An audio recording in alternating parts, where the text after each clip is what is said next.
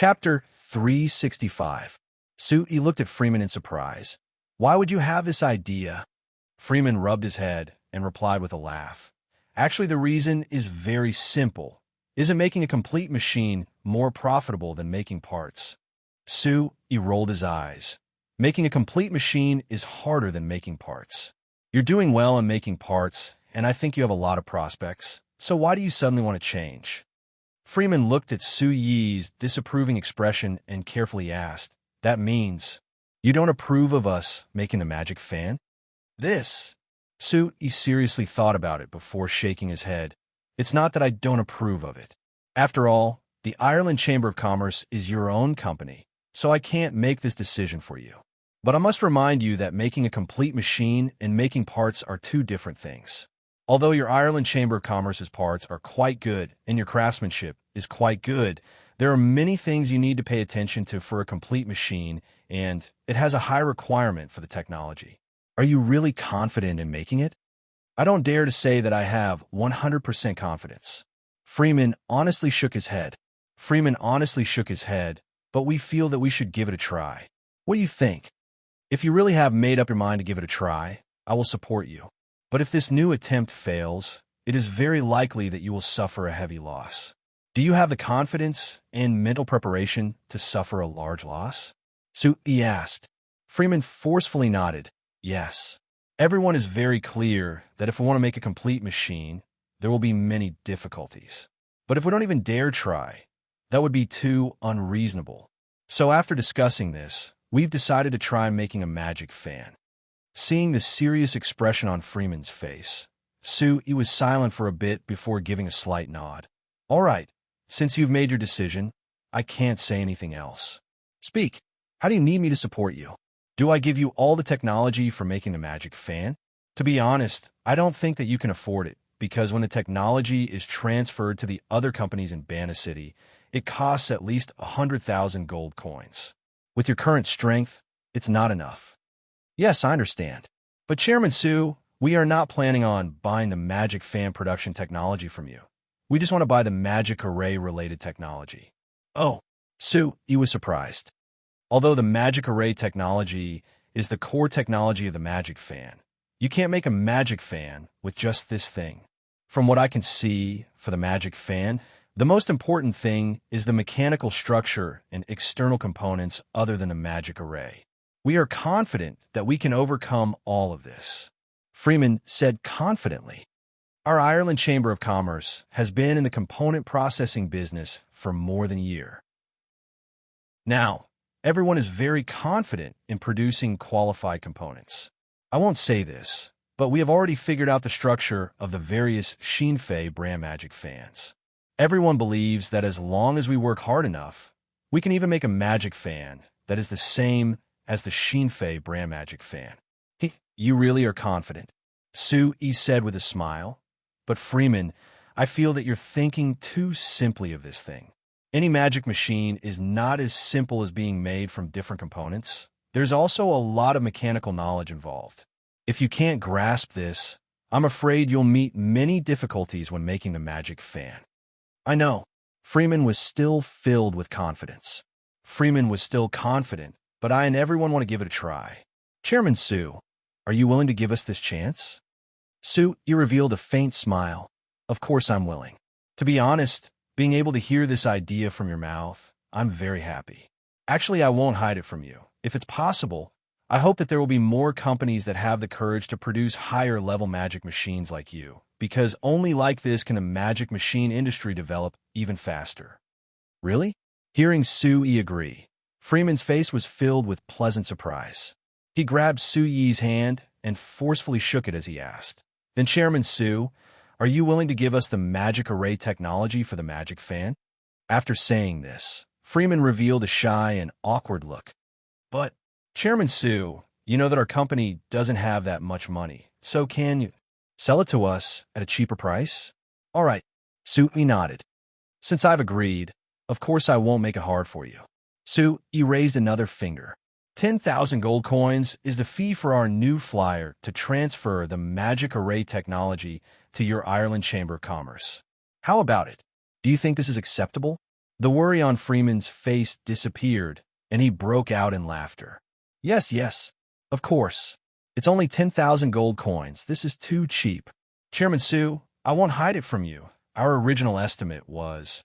Freeman suddenly stopped. Seeing Freeman's expression, Sue couldn't help shaking his head with a smile. Didn't Kovac warn you not to tell me your bottom price? Freeman rubbed his hands in embarrassment. After hesitating a bit, he made his decision and said, if it was up to me, that kid Kovac was thinking too much. What is there to hide in front of Chairman Sue? Actually, we estimated that we would need at least 30,000 gold coins to get it. I never thought that you would be this generous. Only taking 10,000 gold coins from us. This really is too cheap. Sue shook his head. 10,000 gold coins and 30,000 gold coins. It doesn't make much of a difference to me. But for you, the difference is too big. Since I said that I hope that you can reach a higher level in your magic machine research, then I have to think for you. If I let you save 20,000 gold coins, you can invest this money into your research and avoid many detours. Freeman's expression was full of gratitude. He sighed with emotion. Chairman Sue, I have to say that you are a great benefactor to me and my brothers. If it wasn't for you, my brothers and I would still be ordinary farmers in Ireland Village. How could we have our own company and earn tens of thousands of gold coins every year? Don't say anything unnecessary. Sue, he waved his hand. Listen well, the technology can be transferred to you, but since you have already made up your mind to do other research, then don't expect me to help you in other areas. This time, the Ireland Chamber of Commerce has to do it on your own, otherwise I will be completely disappointed in you. Do you understand what I mean? Freeman hurriedly nodded. I understand. Chairman Sue, you are also thinking for our long-term development. Good, then this matter is settled. Sue, he said, make some preparations in the next 2 days and formally transfer the technology to our company. I will inform General Manager Kennard and Dean Avita and have them approve this application. Freeman's face was full of gratitude. After pausing, he said, other than this, Chairman Sue, can you help us with something else? Speak. That. We also want to recruit a few magicians. Can you introduce a few to us? Freeman asked a bit uneasily. This isn't a small favor. Sue looked at Freeman with a gaze of deep meaning. Also, Freeman, it looks like your Ireland Chamber of Commerce is quite ambitious. Freeman chuckled, tacitly agreeing to it. All right, the magicians with real strength probably won't be willing to go to a small company like yours. I'll give you a suggestion. Among the magicians who graduated from Baron Richto Magic Academy this year, there might still be some who haven't found a job yet. You can get a try. Freeman immediately understood and nodded with a smile on his face. After eating lunch under Freeman's endless thanks, Sue finally returned to the small building he and Steele had been living in for a while. He found that Steele had been waiting for him for a long time. Didn't you say you would be back for lunch? Why are you only back now? Steele sniffed Sue-Yi's body and smelled the scent of alcohol. She knit her brows and asked, what? Who did you go drinking with? After I got off the carriage, I bumped into Chairman Freeman of the Ireland Chamber of Commerce. He took me to eat a meal, and we talked about a few things. Sue gave a rough explanation and then casually asked about Steele's trip to Anvil City. Overall, it's pretty good. Steele pulled Sue to sit down and slightly knit her brows as she replied, the kingdom's parliament isn't too strict with the dwarves and elves when they get a work permit. They also completely agreed to let me be their representative. The New Moon Chamber of Commerce is the only company in the kingdom that has the right to act as a representative. But there are many voices of opposition in the kingdom's parliament regarding the beastmen being hired as workers. Oh, what kind of opposition? Basically, they're worried about the beastmen's savage nature. Even if they're willing to work for a human company, if they reveal their true nature, it'll be very easy for them to harm the humans. Steele said, their worries aren't completely unreasonable, but they don't realize that the times are different now. They can't use the old ways to look at the problem. Sue sighed. After thinking for a bit, he asked Steele, I remember that Anvil City has a very famous song and dance troupe, or is it drama troupe? Steele felt very strange why Sue would suddenly ask this question. She looked at him in confusion and replied, It's the Morgana Opera Troupe.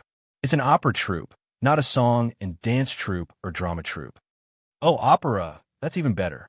Sue smiled and then asked, Steele, are you interested in opening your own opera troupe and surpass the Morgana Opera Troupe? Steele was even more confused and asked back, why are you suddenly talking about opera troupes? What do you want to say? Sue laughed. Nothing, I was just thinking that if you opened an opera troupe with humans, elves, dwarves, and all kinds of beastmen, and performed in front of the important people of Anvilmar City, wouldn't it make them less wary of other races? Steele's eyes suddenly lit up. Chapter 366. When winter came, the Principality of Constantine wouldn't be as cold as the Lampari Kingdom. Rather, because the temperature had dropped, it wasn't as hot and humid as usual, and it was much cooler. Every year during this season, because he didn't need to worry about hurricanes and tsunamis, Swain Wine would leave his giant manor outside Wine City and come to another manor by the sea to spend a more leisurely winter. But it was different from previous years. This year's head wine brought his subordinates and maids along the sea on the second day, heading northeast for around 20 kilometers before coming to an endless plain. Looking at the endless land in front of him, where there were people busy controlling the agricultural magic machines, head wine couldn't help feeling emotional. The people from the Lampari Kingdom were much more hardworking than the people from the duchy. The 1,000 people that the new flyer hired from the Lampari Kingdom had been working since dawn half a month ago, only going home when it was completely dark. With their hard work, this piece of land that was originally just a piece of wasteland that no one cared about at all was quickly reclaimed into a rough shape in just over half a month. It looked like it could be used for farming. Every time he saw this, Headwine couldn't help feeling secretly happy. This 100,000 hectares of land was just worthless land in his hands. But after renting it to the new flyer, not only did the new flyer pay him 300,000 gold coins each year, they also promised to give him 30% of the harvest each year. This meant that he could just sit here and do nothing each year, and he could get 300,000 gold coins and 30% of the harvest. According to the estimates of the new Flyers chairman Sue, if this land was completely reclaimed, they could harvest at least 100,000 tons of rice each year. 30% would be 30,000 tons. It had to be known, last year, he had only harvested a bit over 20,000 tons of grain from his territory. Every time he thought of this, Headwine couldn't help praising himself in his heart. Then, thinking of the Frestac Chamber of Commerce's promise to open a large canned fruit processing factory and a large rubber processing factory, as well as building large amounts of roads on this land, connecting all the roads in the territory, Headwine's heart was filled with joy. Let those short-sighted idiots from the south die of regret. Look at how far-sighted I, Swain Wine. As long as I cooperate with a new flyer, my territory will surpass those bastards from the south. Patriarch Wine smiled as he glanced at the busy land. Suddenly, the veins on his forehead bulged and a trace of anger flashed across his face. As far as he could see, not everyone was busy working on this piece of land. There were quite a few people who were clearly slacking off, only pushing the agricultural magic machines in their hands to reclaim the land. Seeing the lazy appearance of these people, Head Wine gave a cold snort. He took a whip from a subordinate beside him and walked in front of the person closest to him. Without waiting for that person to react, he raised his hand and whipped down. After that person was stunned, a look of fear appeared on his face, but he didn't dodge at all. He just hugged his head and squatted down, waiting for the whip to fall. Pah! The whip fell onto that person's back, and with a crisp sound, the clothes on that person's back were torn, and a bloody mark appeared on his back. It could be seen how much strength Head Wine had used. The crisp sound attracted everyone's attention. The farmers who came from Banna City were stunned as they watched Head Wine's actions. They couldn't take it, but no one dared to say a thing. They were normal citizens in the Lampari Kingdom. They had seen many nobles bullying the citizens. If this was Banta City, perhaps they could resist, but in the Principality of Constantine, they didn't have any thoughts of meddling in other people's business. Pah, pah, pah. The whip fell onto that person's back again and again as Head Wine kept cursing. Damn cheap bastard. It's rare for the new flyer to take a fancy to you and let you work here. That's your good luck. You actually dare to be lazy for me. Do you believe I won't beat you to death? Ah. After a while, that person's back was covered in bloody marks. When the whip fell down, there were drops of flesh and blood. The scene looked very tragic. That person squatting on the ground was about to collapse bit by bit, like he was about to faint, but there was a loud shout that came from the distance. Stop! Head Wine angrily glared at him. Who dared to stop him from teaching this damn cheap bastard a lesson? After a while, the anger on his face turned into a smile, and he threw away the whip in his hand to come forward. Chairman Cantona, good morning. Are you still busy urging them to work? Seeing Head Wine's expression change, Cantona's anger was stuck in his throat, but he couldn't let it out. After pausing, he swallowed it back down and forced himself to reveal a smile to Head Wine. I'm busy. Head Wine, you are. Cantona pointed at the person on the ground who was still twitching. Oh, it's nothing.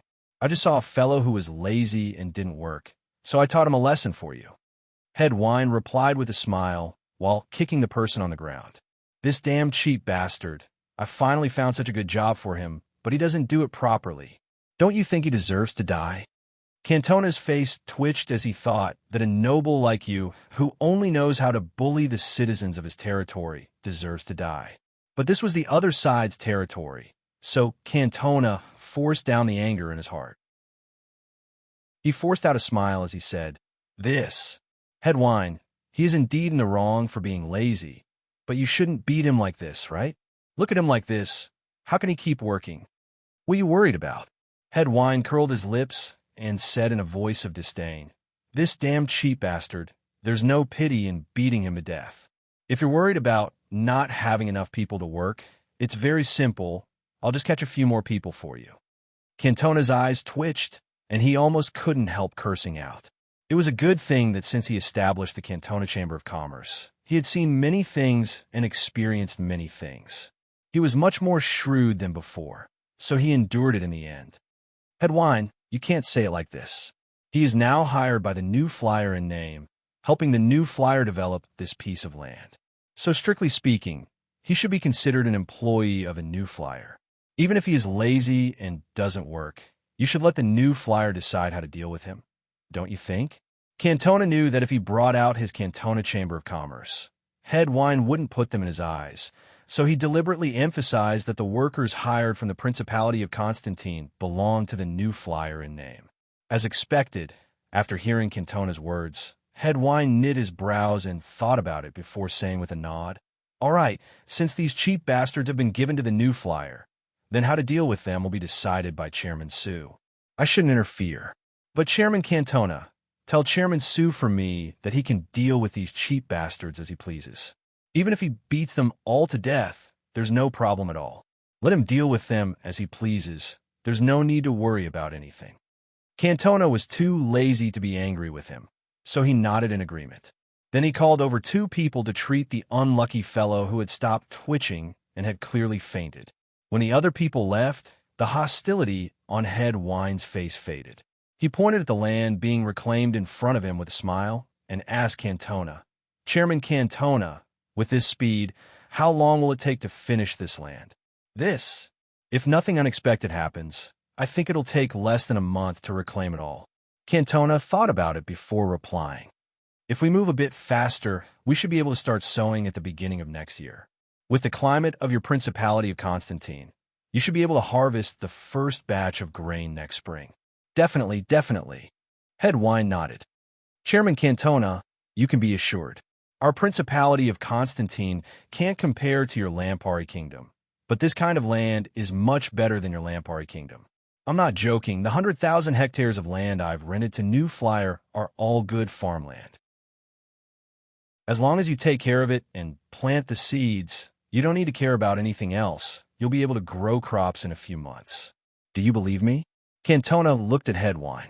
He wanted to say, since your Principality of Constantine is so suited for growing crops, why are you wasting so much good farmland here? But thinking of the fellow who had been whipped unconscious by Head Wine, Cantona suppressed this question in his heart. Actually, after seeing that fellow being taught a lesson by Head Wine, even if Cantona couldn't bear it, he was still a bit happy. before coming to the Principality of Constantine. When Sui was talking to Cantona about the Principality of Constantine, he had reminded Cantona that the people of the Principality of Constantine were very lazy. So when reclaiming the 100,000 hectares of land, they shouldn't trust the 5,000 locals hired from the Principality of Constantine and should give most of the work to the farmers from Banda City. Cantona thought that Sui was exaggerating at first because they had hired 5,000 locals, which was more than the people they brought from Banda City. The main force of reclaiming land should be the locals of the Principality of Constantine. But when Cantona really came to the Principality of Constantine, he found that Sui's description of the Principality of Constantine's farmers was much lighter. Actually, the farmers that Headwine sent were lazy beyond Cantona's imagination. The farmers from Banda City started working as soon as the sun came up and only finished when it was dark, with only 2 hours of rest in between. But the workers of the Principality of Constantine had to wait until the sun was in the sky before they started working. So when the sun was close to the horizon, they wanted to stop work. Moreover, they were very crafty when they were working, finding all kinds of excuses to be lazy. Cantona had made a rough calculation and found that in the same day of work, a farmer from Banda City could reclaim 5 to 7 mu of land with the agricultural magic machines. The farmers of the Principality of Constantine could only reclaim 1 mu of land.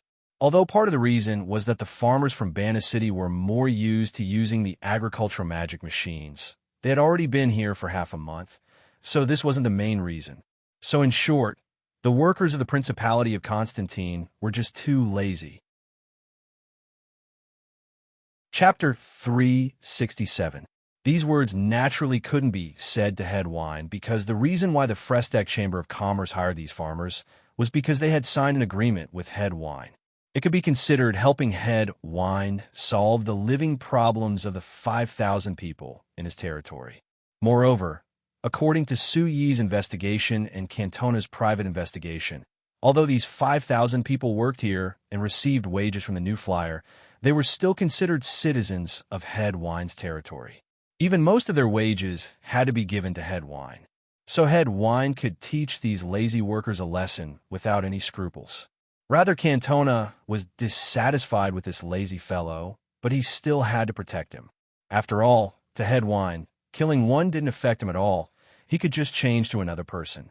For Cantona, even if this person was lazy, he had gradually familiarized himself with the agricultural magic machines in half a month, so he could be considered a skilled worker.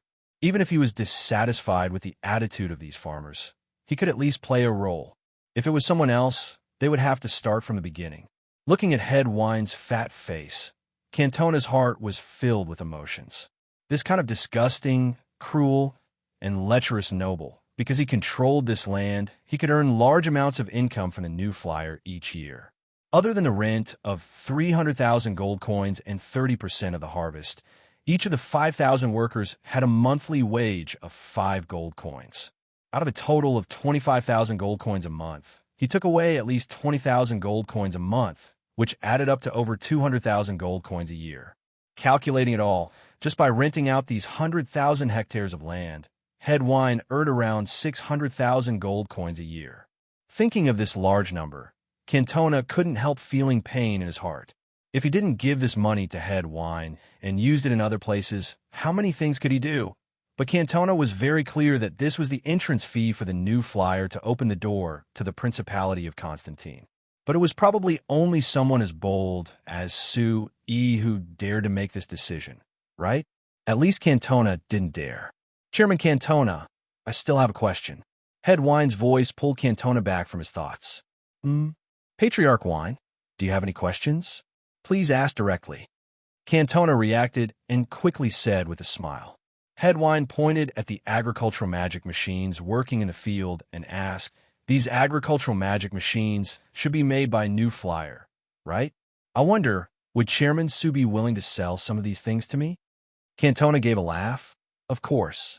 Headwine, you think that Chairman Sui had us bring all these agricultural magic machines just to reclaim this land? To tell you the truth, Chairman Su has told me in private that we have to seize every chance to spread the benefits of these agricultural magic machines. It would be best if every noble in the Principality of Constantine could use them. Do you think he's willing to sell? Head Wine revealed a smile. It's good that he's willing to sell. Very good. Chairman Cantona, help me tell Chairman Su that I want to buy 1,000 agricultural magic machines for New Flyer. I hope that he can help me solve this problem as soon as possible. Cantona shook his head with a faint smile. There's no need for me to tell him. Chairman Su will be here in a few days. Wouldn't it be better if you tell him yourself? Oh, Chairman Su is really coming? Head Wine revealed a look of pleasant surprise. Great. When Chairman Su comes, I will definitely properly entertain him. Seeing Head Wine's face squeeze together with a smile, Cantona couldn't help shaking his head. It was no wonder Head Wine was this happy when he heard that Su Yi was coming. If it was anyone else who heard that someone who earned them 600,000 gold coins a year was coming, they would definitely be as excited as Head Wine. After discussing the problems of this land with Cantona for a bit, Head Wine was satisfied as he left with his subordinates and maids. Cantona thought about it before heading towards the sea. The coast next to this land gradually changed its appearance at this time. In addition to building a breakwater of more than 10 meters high, about 1 kilometer away from the coastline, a road was also built directly from this large piece of land all the way to a port that was under construction by the sea. There was a small bay on the coast, which happened to block the monsoon and the huge invasion, forming a natural harbor on the coast. When Su Yi had Cantona bring people to reclaim the land he rented, he had the Amsterdam Chamber of Commerce send a construction team to build a harbor here. Now that half a month had passed, the harbor was already taking shape. A steel frame had already been built on the pier that led to the sea. According to Manager Riley of the Amsterdam Chamber of Commerce, who was in charge of this project, they just needed to pour the cement and the harbor would take shape. But the Amsterdam Chamber of Commerce didn't have any experience in building a cement pier, and adding the fact that it was very difficult to build a pier, Manager Riley wasn't optimistic about the progress. It was a good thing that Su Yi didn't rush them and gave him a maximum of 5 years. This made Cantona and Manager Riley very confused when they talked in private. Since Su Yi wasn't in a rush, why did he want to build a pier this early? The more important thing was, how would building a pier here help the New Flyer? The New Flyer didn't even have a boat. Not to mention that even if they had a boat, there were many rivers in the signs, so why would they go to the endless sea that was filled with hidden dangers? The two of them had been in the Principality of Constantine for a while, and although they had seen many local fishing boats go out to sea, the furthest they went was no more than 10 kilometers from the coast. Even the most experienced fishermen didn't dare go any further. Who knows? The two of us can't compare to Chairman Su's foresight. Perhaps he has other plans. Manager Riley gave a shrug with an indifferent look. Anyway, we're just taking his money to do things for him. As for what he's thinking, we don't need to care. At least I've known Chairman Su for 2 years, and I've never seen him do anything stupid. This time won't be an exception. Cantona looked at Manager Riley with a bit of surprise. Although he admired Chairman Su very much, he couldn't compare to Manager Riley's blind admiration. Don't look at me like this. Even our Chairman Cruz is filled with admiration for Chairman Su. So Cantona, you don't need to doubt it. Manager Riley said with a laugh. Look, if it wasn't for Chairman Su's skills, how could a small company like your Cantona Chamber of Commerce take over 100,000 hectares of farmland? 100,000 hectares. How much farmland does our Banna City have? You have more farmland than all the nobles in Banna City right now. Cantona gave a bitter laugh. There is enough farmland, but I'm worried if I can make money from it. Manager Riley rolled his eyes at Cantona. What are you worried about? The rent for the land isn't paid by your Cantona Chamber of Commerce. You just need to organize people to cultivate the land and then hand over the grain to the Frestec Chamber of Commerce. Wouldn't the rest be earned by you? I'm not worried about myself. I'm worried about the New Flyer. Cantona shook his head, because after calculating it, I've found that even if we can harvest 3 crops of rice each year, the New Flyer will still suffer a loss in the end. You said that you've never seen Chairman Su suffer a loss before, but this matter, at least it seems like he will suffer a loss. Relax. Manager Riley patted Cantona's shoulder. I just said it. Chairman Sue is definitely stronger than us. Now, from your point of view, he might be losing money, but this is different from losing money. This is because money represents many things. Chairman Sue might lose a bit of money because of this, but he will definitely gain something else. Only the two of us can't see it right now. Cantona looked at Manager Riley in a speechless manner, thinking that his confidence in Sue really was blind. But thinking about it, it didn't matter to him. The Cantona Chamber of Commerce was just a small and weak company, so instead of worrying about whether a large company like New Flyer would suffer a loss or whether a large person like Chairman Sue would make a mistake, it was better to study how to develop. Thinking of this, Cantona's eyes turned and he grabbed Manager Riley's shoulder. He raised a brow at him and revealed a lecherous smile as he asked, "Let's not talk about this. After work tonight, how about we go get a drink? I've heard that the figures of the little girls in the Principality of Constantine aren't bad. Do you want to experience it?" Manager Riley swallowed a mouthful of saliva before shaking his head. "No, there's a new batch of materials coming tonight. I have to arrange for someone to take it and personally make sure nothing happens." Cantona was a bit disappointed. That really is a pity. I was thinking that we should go get a drink and deepen our relationship. We might be working together for a long time in the future, so we can't not have a good relationship. Manager Riley laughed. "Relax, there will be opportunities in the future. Now that things have been taken care of, it will be easier for us in the future, and we can play however we want. If we really take care of things here, do you believe that Head Wine won't ask for our help in the future? At that time, wouldn't you be able to experience any kind of girl with just a single word from Head Wine?" Cantona thought about it before saying with a sigh, "All right, we'll talk about it in the future. But every time I see Head Wine, I think that with how fat he is, if he presses down on those little girls, wouldn't those little girls be crushed to death?" Manager Riley smiled. When he was about to say something, he suddenly saw a figure running in the distance and immediately stopped. Seeing Manager Riley's appearance, Cantona turned around and found that the person running over was a subordinate of the Cantona Chamber of Commerce. This subordinate charged in front of Cantona and didn't even have time to rest as he said while panting, "Fight! Fight! They're fighting." Cantona knit his brows. "What's fighting? Our people are with those lazy things. They're fighting. They're fighting." Cantona was shocked. Chapter 368. What is going on here? Sue looked at Cantona, who had a scratch on his face, and Manager Riley, who had a bruised eye, and asked in a funny voice, "Could it be that the two of you felt that working here was too boring, so you fought each other out of boredom?" Cantona gave an awkward smile, and Manager Riley gave a bitter laugh before shaking his head. "Chairman Sue, don't tease us. I don't believe that you don't know what happened.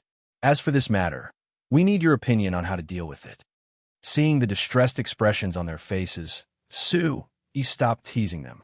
After thinking for a bit, he felt that this matter was indeed a bit troublesome. It was no wonder the two of them didn't immediately deal with it and waited a few days for him to deal with it. 4 days ago, on the 100,000 hectares of land that the New Flyer had rented from Head Wine, there had been a serious group conflict between the over 1,000 farmers from the Lampari Kingdom and the 5,000 local farmers hired by the New Flyer.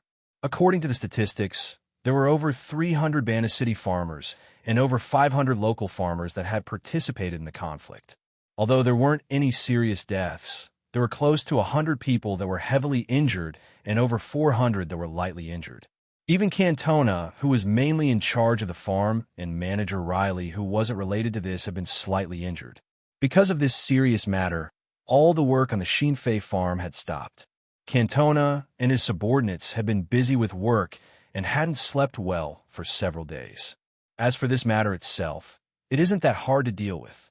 Sue considered it for a bit before saying to Cantona, "For our Banda City farmers, Cantona, you can go and mediate in private. As for the local farmers, I'll go find Head Wine. I believe that as long as they are punished, no one will dare cause trouble." Cantona was a bit hesitant, although no one will dare cause trouble. But, "Chairman Sue, I feel that our Banda City farmers are very right this time. These local farmers of the Principality of Constantine are clearly too lazy and aren't willing to do any work, but they still have the same wage as us. If it was me, I wouldn't be willing either. Not to mention that those fellows aren't satisfied. They actually took the initiative to accuse our Banta City farmers of taking too high a wage, which isn't fair. Humph, I don't know who is being unfair. He looked at Cantona and asked with a serious look, "Are these your real thoughts?" Cantona was stunned. He met Su Yi's gaze, and after hesitating a bit, he gave a strong nod. "Yes, these are my real thoughts. Chairman Su, I've been in charge here for half a month, and I've personally seen how lazy those fellows of the Principality of Constantine are. According to what I can see, our Banta City farmers work 5 times a day, but each of them can still earn 5 gold coins. As for us farmers who came all the way from Banta City, we can only earn 100 gold coins a year. On average, we don't even earn 10 gold coins a month, which isn't even double what they earn. But in reality, they do earn a higher wage than the people of the Principality of Constantine, right?" Su Yi asked back. So from the perspective of the workers of the Principality of Constantine, their dissatisfaction is very reasonable. Hey, if they have the skills, why don't they work a bit more?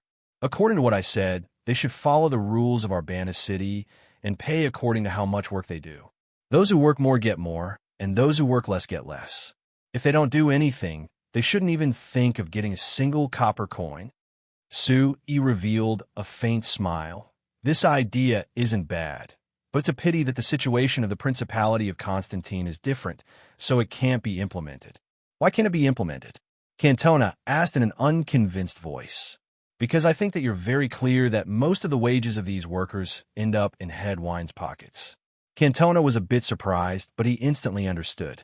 He looked around and asked in a small voice, "Chairman Su, according to what you're saying, this matter was instigated by Headwine? No wonder those fellows of the Principality of Constantine have always been honest, but they suddenly caused trouble 2 days before you came. In the end, they just wanted to raise conditions with you." Manager Riley on the side gave an angry cold snort. "Humph, that damn fat pig. He kept praising Chairman Su in front of us these past few days, but I never thought that he would use such dirty methods behind our backs. He simply deserves death." As the person involved, Su Yi didn't care at all. He waved his hand with a smile. "You don't need to have such a strong reaction. I'm only guessing about this matter. There's no evidence.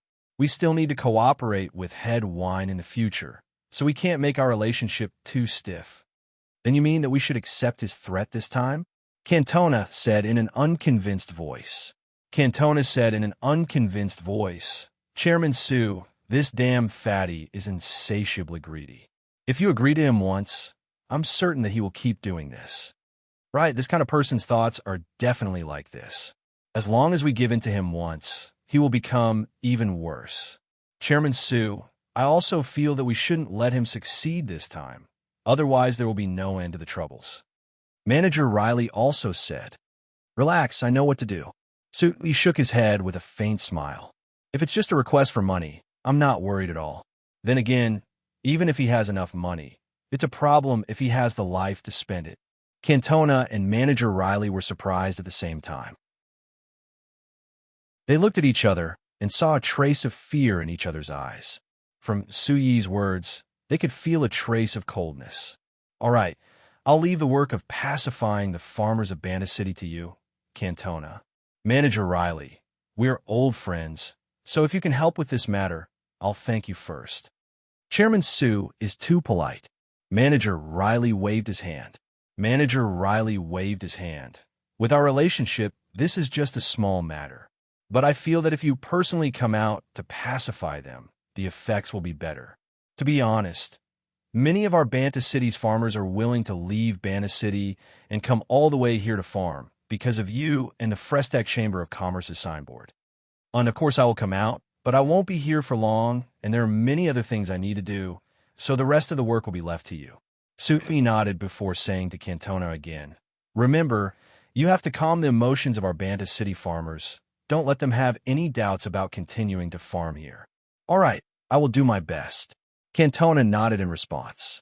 After thinking about it, he asked, "Chairman Su, do you think We should give them some compensation to make them feel assured. No. So he shook his head and rejected this suggestion. To be honest, they are also in the wrong for this matter. If we deal with this properly, we might even need to punish them. There's still punishment, Cantona said in surprise. Then I'm worried that they won't do it. So this is just the surface way of dealing with it. On the surface, we need to severely punish this kind of behavior and avoid this kind of conflict from happening again.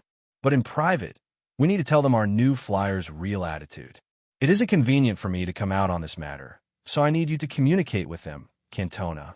Cantona nodded to show he understood. Other than that, the method of farming needs to be changed. Since these farmers from the Principality of Constantine aren't easy to use, we don't need them to work with our Banda City farmers in the future. Anyway, with the help of those agricultural magic machines, just the people from our Banda City are enough to open up this farm. So, he said, then what do we need these 5,000 people to do? There are many things they can do. For example, they can be in charge of the infrastructure around the farm, building roads, building houses, and other things. Manager Riley immediately revealed a bitter look. Chairman Sue, your new flyer isn't willing to keep these people, and our Amsterdam Chamber of Commerce isn't willing to use them. I know how lazy these fellows are, so if we send them here, wouldn't they be dragging us down? Their wages will be paid by our new flyer. What are you afraid of? Sue, he said, if you're worried that they'll drag us down, then don't have them do any work that requires skill. There are many simple things like building roads and docks that only require physical strength. You could just give them to them. Although they're lazy, there's still 5,000 people, so they could do a little bit. Manager Riley knit his brows and asked in a doubtful voice, Chairman Sue, why do I feel that you don't put these 5,000 people in your eyes at all? You don't treat them as real workers of your company at all. Sue, he gave a shrug. When these fellows change their lazy habits, I'll treat them as real workers of our company. Haven't you noticed that other than receiving a wage of 5 gold coins a month, they don't receive any of the benefits that our new flyer employees receive? Then isn't your wage of over 20,000 gold coins a month a waste? Manager Riley said in a stunned voice. There's no other way. This is the price that must be paid. So he stood up. Manager Riley, I'll have to trouble you to help Cantona discuss how to deal with this. I'll go talk to Head Wine first. A surprised look appeared on their faces. Cantona asked in a worried voice, Chairman Sue, it can't be that you want to lay your cards on the table with that damn fatty, right? It's not time yet. Sue, he revealed a faint smile. I'm just going to make a deal with him. Chapter 369. Seeing Sue E again, Head Wine's fat face almost bloomed with a smile. He didn't look like he was secretly directing the workers to cause trouble at all. Chairman Sue, are you planning on officially setting up the canned fruit processing factory and the rubber processing factory this time? Head Wine asked with a smile. Sue, he gave a slight nod. I've brought a group of people and equipment this time, preparing to officially start work. I came to find Head Wine this time to discuss something with you. Chairman Sue, please speak. As long as I can help, it definitely won't be a problem. Head Wine patted his chest, though even fuller than the maid beside him, as he spoke in a loud voice. It isn't anything troublesome. Sue, he said with a smile. Head Wine, there's nothing much to say about the canned fruit factory, but because the rubber processing requires the participation of elves, there should be a lot of elven workers in the rubber processing factory. I hope you can be prepared to accept them in advance. Head Wine was stunned. Elven workers? It can't be, right? When did elves come to work in our human factories? Cantona and the others haven't mentioned it to you before? So he was a bit surprised. Our new flyer has been hiring elven workers for a long time. This isn't anything strange. They haven't mentioned it to me. Head Wine shook his head as he looked at Sue E with a strange expression. Chairman Sue, you really have good skills, actually being able to convince those arrogant elves to work in your factory. They are actually willing to accept the command and leadership of a human like you? It can't be considered accepting my command and leadership. It can only be considered a cooperation where everyone takes what they need. Sue, he said with a shake of his head. For example, the magic array technology needed for the rubber processing can only be used by the elves, so the rubber processing can't be separated from the elves. We need the elven technology, and the elves need to work for our company to obtain some resources. Currently, the cooperation between both sides is quite good. Oh, that sounds good. Head Wine nodded in understanding. Then, will you hire the elves of the Moon Shadow tribe of the Principality of Constantine for this rubber processing plant? It hasn't been confirmed yet. I came here this time to discuss with the Moon Shadow tribe's elves, Su-Yi said. But in order not to delay the progress, this rubber processing plant will be set up first. At the same time, it was necessary to collect rubber in advance to ensure that there was enough rubber for processing after the official start of construction. Head Wine, I hope you can help me with the rubber purchase. The smile on Head Wine's face grew wider. Su-Yi's words made it clear that he was in charge of all the rubber purchases. There was a huge profit in this. Chairman Su, may I ask, what price is New Flyer going to pay for this rubber? Head Wine asked. It depends on the quality of the rubber. But in general, our tentative price is 20 gold coins per ton. What does Head Wine think of this price? Do you have any objections? Su-Yi asked. No. This price is very suitable. I don't have any objections. Head Wine couldn't help but laugh loudly. His laughter was filled with unconcealed pride and ecstasy. Rubber trees could be seen everywhere in the Principality of Constantine. No one cared about the rubber that was produced, and it was almost a complete waste.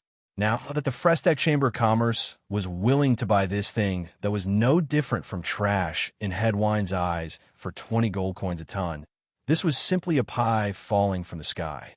How could he not be filled with wild joy? Chairman Su, don't worry. I will immediately organize people to collect rubber and make sure that there is enough stock when the rubber processing plant officially starts construction. After a pause, Head Wine asked, but Chairman Su, how many tons of rubber can your rubber processing plant use every month? If you collect too much and can't use it, you don't have to worry about that. Just organize the collection and we will buy as much as you can. Su-Yi said with certainty. Head Wine was overjoyed again. According to his estimation, if he collected all the banana trees in his territory, he would be able to collect thousands of tons of rubber every month. If New Flyer used all of it, then Head Wine would earn 20,000 gold coins. In a year's time, that would be another 200,000 gold coins. Adding in the rent for the 100,000 hectares of land, as well as the grain from the Frestech Chamber of Commerce, as well as the wages from the local workers, Head Wine estimated that he earned a large profit of over 700,000 gold coins from the Frestech Chamber of Commerce each year. Before this, Head Wine was the largest noble lord in the northern Principality of Constantine. He ruled a large territory in the northern part of the Principality of Constantine, but his annual income was only 300,000 gold coins. Now, just by bringing in the Frestech Chamber of Commerce to invest, their annual income had actually increased by 2 times. So Head Wine looked at Su-Yi with a very warm gaze, even making Su-Yi's hair stand on end. Su-Yi couldn't help shaking his shoulders, avoiding Head Wine's gaze that was filled with love. He continued, Head Wine, other than this, there is something else I need your help with. Please say it, please say it. No matter what it is, I will agree to it. Head Wine said with a smile. A few days ago, there was a serious conflict between the workers on the farm. It was mainly between our Lampari Kingdom workers and the local workers. I've already had Cantona restrain and educate the workers of our Lampuri Kingdom, so I hope that Head Wine can also appease your local workers. Appease? Head Wine shook his head. Do you need to be so polite to these lowly people? Chairman Su, if you don't like any of them, you can just teach them a lesson. Relax, they won't dare resist. That's not what I meant. Su-Yi shook his head. Teaching them a lesson has no meaning to me. I just want them to understand that our New Flyer is here to invest. If everyone works peacefully and cooperates, it will be beneficial for both sides. But if they keep causing trouble, I might lose confidence in this place and give up on investing here. I think that like this, not only will it be a loss for our New Flyer, it will also be a great loss for Head Wine's side. Su-Yi stared into Head Wine's eyes as he said this with a serious expression. An awkward look appeared on Head Wine's face. Su-Yi was warning the local workers on the surface, but it was also a warning to him. Just like Sui said, if Sui wasn't satisfied and lost confidence here, causing New Flyer to withdraw their investment, the one who would suffer the greatest loss would be Head Wine's side. Accurately speaking, it would be Head Wine himself. Right now, he could expect to earn over 700,000 gold coins a year from the Frestec Chamber of Commerce. If the Frestec Chamber of Commerce left and he lost this large amount of income, Head Wine couldn't accept it no matter what. So although he was dissatisfied with Sui daring to warn and threaten him, Head Wine still nodded with a smile. Relax, Chairman Sue. I will definitely teach those lowly people a lesson. I promise that they won't cause trouble in the future. All right, I believe in Head Wine's abilities.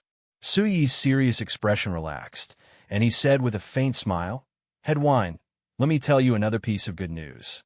After knowing that our New Flyer is investing in the Principality of Constantine, there are many companies in Banna City that want to invest here. So, I suggest that Head Wine should consider how to improve the environment here and strengthen their confidence in investing here. There are other companies that want to come? That's good. Head Wine's eyes lit up as he quickly asked, Then Chairman Sue, the thing you said, to improve the environment here, how should we do it? Actually, it's very simple. First, we need to improve the transportation environment. Sue, he seemed to have returned to when Satsuma Count was still the city lord, giving him suggestions on the overall plan of Banna City. Of course, compared to the bold and far-sighted Satsuma Count, Head Wine was nothing at all. But he had an advantage, which was that as long as he made money, he could completely let go. No matter what Sui said, he would just nod in agreement. Head Wine didn't oppose the idea of improving the environment in Head Wine's territory at all. In the end, he even said that he would support whatever Sui wanted to do. But when Sui mentioned that he would pay for the cost of improving the environment, Head Wine's fat face jumped up and his expression became very awkward. This, Chairman Sue, according to your estimates, how much will it cost to complete this plan? Sue, he looked at him and raised 2 fingers. The initial estimate is 2 million gold coins. What? 2 million gold coins? Hearing this number, the head of the Wine family jumped up high with a face full of disbelief. No, this is impossible. Chairman Sue, you must be mistaken. It's just building a few roads and flattening the roads. How could it cost 2 million gold coins? From what I can see, it's already not bad to use 200,000 gold coins. Sui laughed, thinking that this greedy fatty really wasn't willing to pay a single copper coin. He had already expected this before coming, so he wasn't surprised. He kept smiling as he said, Head Wine, it's fine if you're not willing to pay. Our New Flyer can take care of everything. Head Wine was first happy before vigilantly looking at Sui. Chairman Sue, this is 2 million gold coins. Are you certain your New Flyer will take care of everything? You need me to do something? We don't need you to do anything. We just need you to give our New Flyer a special privilege. Sui narrowed his eyes and said with a faint smile. Chapter 370. You're spending 2 million gold coins just to get the right to station a team of no more than 500 guards. President Cruz looked at Sui in bewilderment. He frowned and asked, Sui, why do I find that ever since you came to the Principality of Constantine, you seem to have lost your mind? Why are you always doing business that is incurring losses? Incurring losses? Sui smiled faintly. First of all, you have to understand that even though the 2 million gold coins were paid by our New Flyer to transform the environment here, the one who ultimately benefits the most from the environment is our New Flyer. So in fact, seriously speaking, this can be regarded as our New Flyer's own investment. The problem is, after all, this is the territory of the Principality of Constantine. Your New Flyer can invest in the construction here, but you can't take away the things here. If one day you don't want to work here, wouldn't these things go to waste? President Cruz was puzzled. Who said I'm going to leave in the future? Sui retorted. You don't want to leave? Do you want to stay here? This place. President Cruz suddenly paused. He looked at Sui with a face full of surprise, then looked around. He suddenly moved closer to Sui and asked in a slightly trembling voice, Hey, Sui, don't tell me you want to. Sui waved his hand. Don't ask me. I won't say. President Cruz closed his mouth and narrowed his eyes. He looked at Sue-E for a long time before he stood up again. He looked at Sue-E up and down as if he was meeting him for the first time. He gently shook his head and sighed. Sue-E, today I discovered that your ambition is much greater than I thought. But do you think that 500 people are enough? Aren't you underestimating the principality of Constantine? When our 4 companies worked together on the Black Rice Wasteland last time, what do you think about the battle strength of our Frestac Chamber of Commerce's guards? Sue-E asked back a question that didn't seem relevant. President Cruz was slightly taken aback. After pondering for a moment, he frowned and said, "Very strong, but to maintain this combat prowess, I'm afraid it will be very difficult, right? That's not what we're discussing now." Sue-E smiled and shook his head. "To be honest, I don't even need to do anything. Something will happen inside the principality of Constantine. The people here are so lazy that they want nothing more than to sleep themselves to death. What kind of change could there possibly be?" Cruz snorted coldly. Sue-E couldn't help but laugh. He patted President Cruz's shoulder and said, "What? Do you now understand the laziness of these people?" President Cruz said with a snort, "I really find it strange. How can the people here be this lazy? Of the 5,000 people you threw over, I took out 2,000 people to do the simplest work of leveling, but can you guess what happened in the end? Now that a week has passed, these 2,000 people, they've only leveled less than 10 kilometers of land. With their efficiency, if they want to build roads in this large area, I might not even be able to do it after I die. So I said, don't count on the efficiency of the workers here. It's best to bring people from our Lampari kingdom. Then again, I'm not willing to waste my precious salary on these people. If there's money to be earned, why not let the people of our Lampari kingdom earn it?" Sue-E said, I've already made my decision. When I go back in a few days, I'll be recruiting workers in Banda City. Oh no, not only Banda City, I'll be recruiting workers in the surrounding cities. Otherwise, I really won't be able to keep up. That would be best, Sue-E said with a nod. I'm certain that not only will your road construction work not decrease, it will increase even more. It will reach the point where you won't be able to keep up. That's certain, President Cruz said with a proud smile. After experiencing the benefits of roads, there are many people who have come to us to build roads.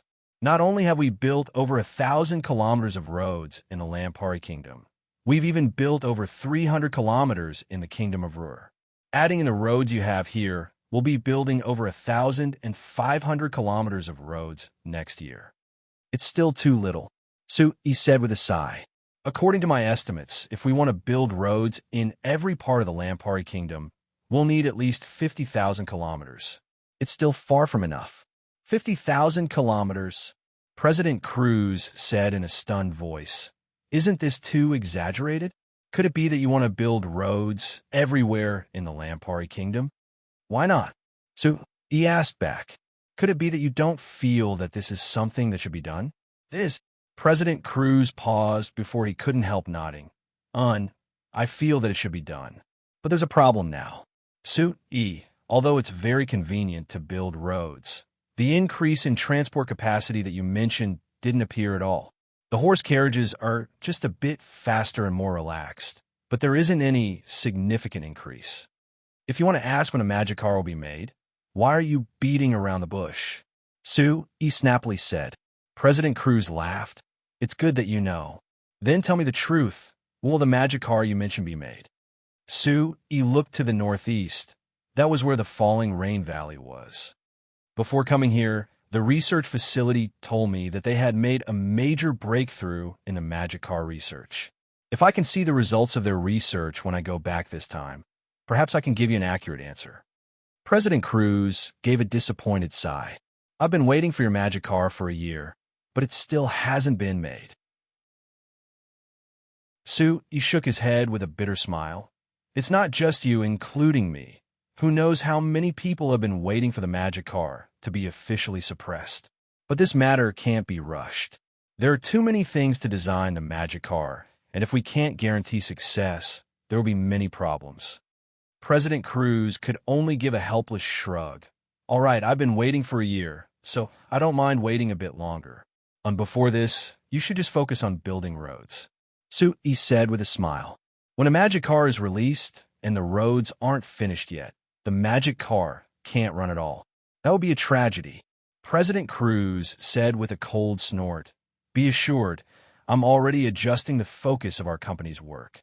With our company's current efficiency, we can build 200 to 300 kilometers of roads in a month. When your magic car is finished, at least in the Lampari Kingdom, I can guarantee that it can run to any city on the roads. That's great. Su-yi praised with a smile. He put down the matter of the magic car and began discussing the plans for the northern part of the Principality of Constantine with President Cruz. According to Su-yi's initial plan, of course they had to build roads in this territory first to solve the transportation problem. According to President Cruz's estimates, to meet Su-yi's basic requirements, they had to build at least 200 kilometers of roads. At the same time, although the road from the Falling Rain Valley to Samara Town had been finished, they still had to build a road from Samara Town, passing through the Valar tribe, passing through the Black Rice Wasteland, and finally connecting to the Principality of Constantine. This road would be close to 100 kilometers long, so the initial plan was to pave over 300 kilometers of road first. Because of the special climate of the Principality of Constantine, even though it was winter, they could still start construction. So President Cruz decided to take advantage of the winter when other places couldn't start construction to pull some construction teams from other places over and start construction here. They would try to pave the 200 kilometers of road in this winter. This plan naturally received the support of Su-yi. He took the initiative to cooperate with the First and Carriage Company to open a long-distance public transport line from Banda City to Wine City in the Principality of Constantine. They would be responsible for transporting the citizens of Banta City between the two cities. The only problem was that even if the road was finished with the speed of the First and Carriage Company's horse carriages, it would take over 20 hours to complete a trip, so it would take 2 to 3 days. So the question returned to the question President Cruz asked Su-yi before. When will the magic car be developed? If the magic car could reach the speed of the long-distance buses on Earth, with a minimum speed of 60 kilometers per hour, it would only take 7 to 8 hours to travel the 400 kilometers from Banda City. It would be finished in a single day. But like he said in response to President Chris, the magic car had high requirements. So how could it be that easy to make it? After finishing his conversation with President Cruz, Su-yi left Wine City. He saw Agnes, Delil, and Stasia who were already waiting in the forest by the road. This time he was going to see the Moon Shadow tribe's elder Lysania Shadow Song. Agnes and he were the middleman. Delil was the representative of a Night Song tribe, and Stasia was the observer of the Moon Shadow tribe, responsible for providing elder Lysania Shadow Song with advice. Although this was the new flyer opening a rubber processing factory here in name, Su-yi took the initiative to ask Elder Lucia to have Delil represent the Night Song tribe in proposing a cooperation with the Moon Shadow tribe. Because they were both elves, Elder Lysania Shadow Song's wariness would be reduced quite a bit, making it easier for the cooperation to succeed. Not to mention that Stasia was here. Chapter 371. Seeing Lysania again? Elder Shadow Song wasn't as difficult as the first time. Under Stasia's lead, Su-yi's group easily entered the Moon Shadow tribe. When she heard that the ones in charge of the cooperation were Delil and Agnes, the two elves from the Night Song tribe, and that Su-yi, a human, didn't interfere, Lysania Elder Shadow Song immediately relaxed.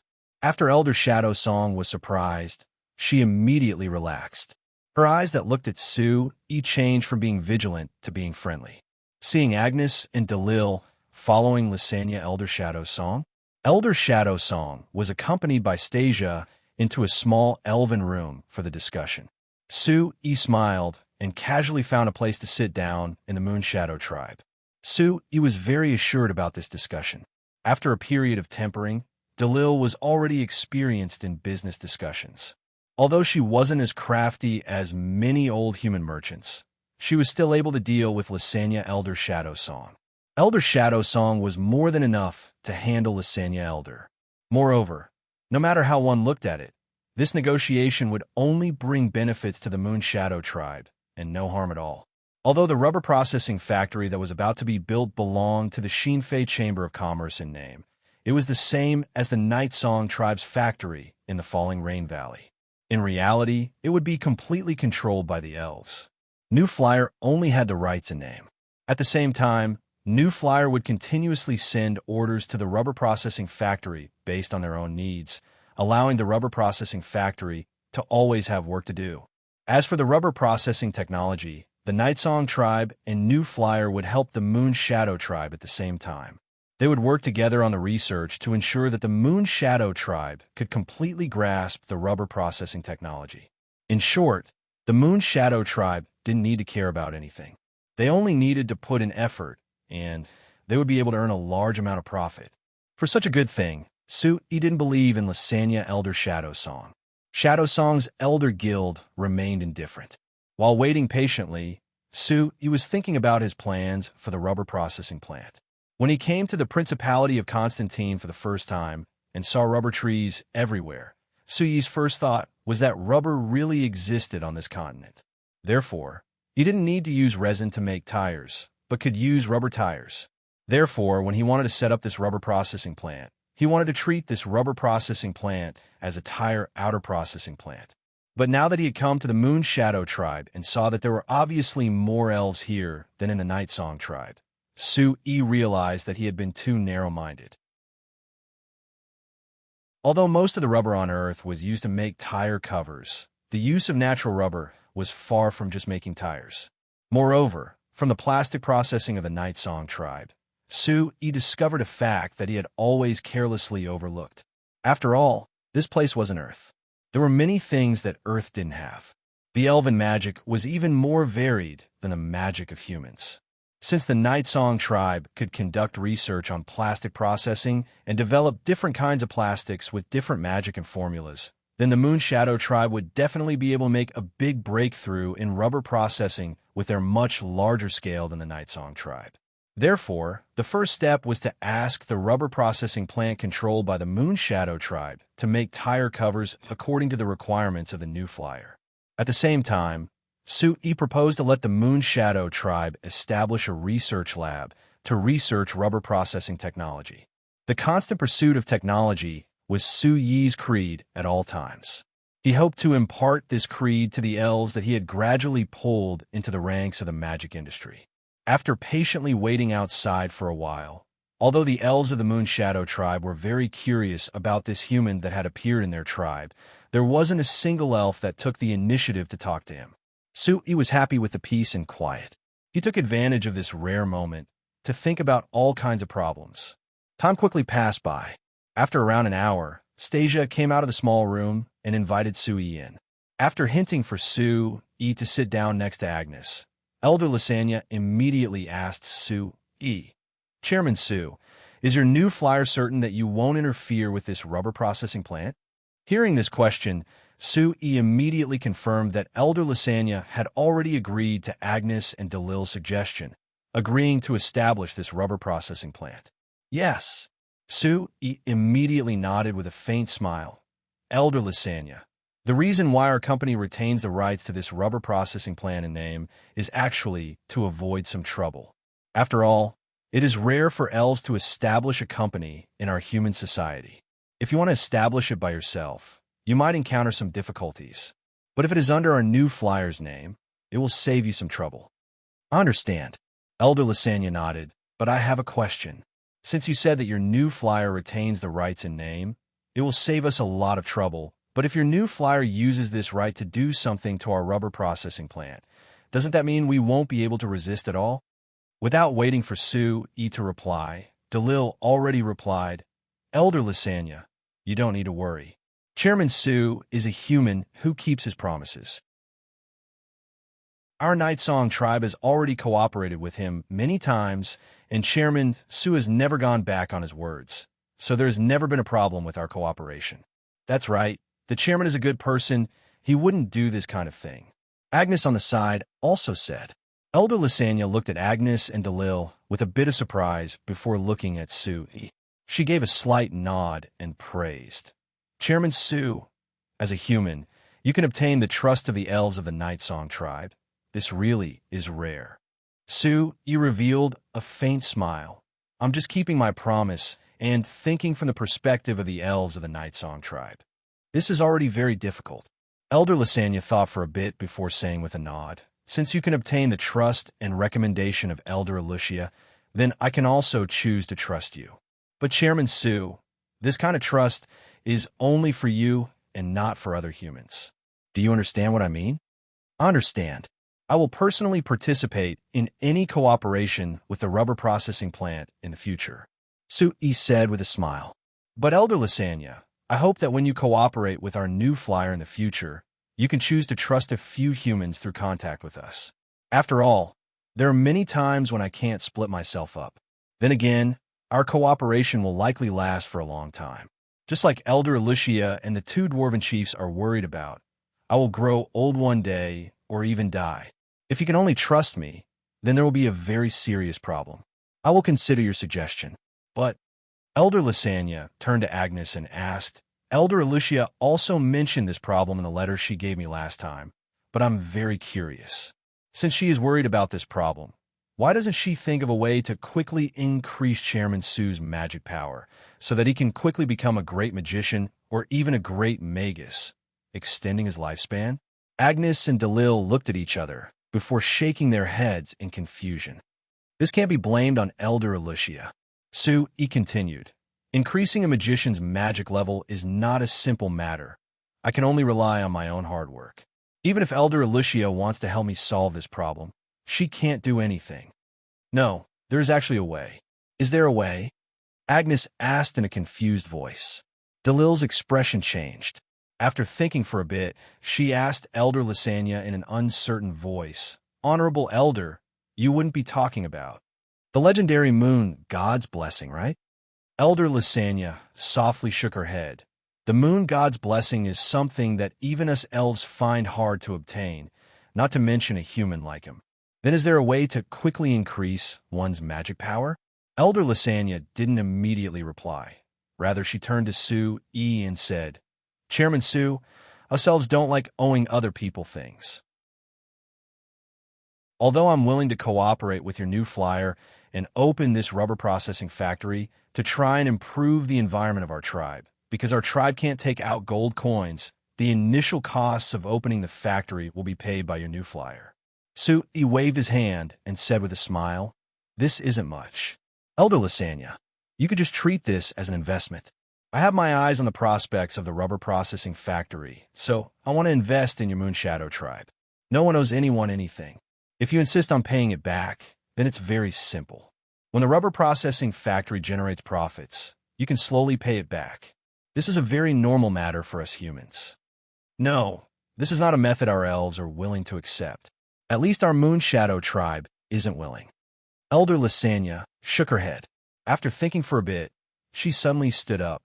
Chairman Sue, because you are the chairman of the new flyer, I will use our elven method to compensate you.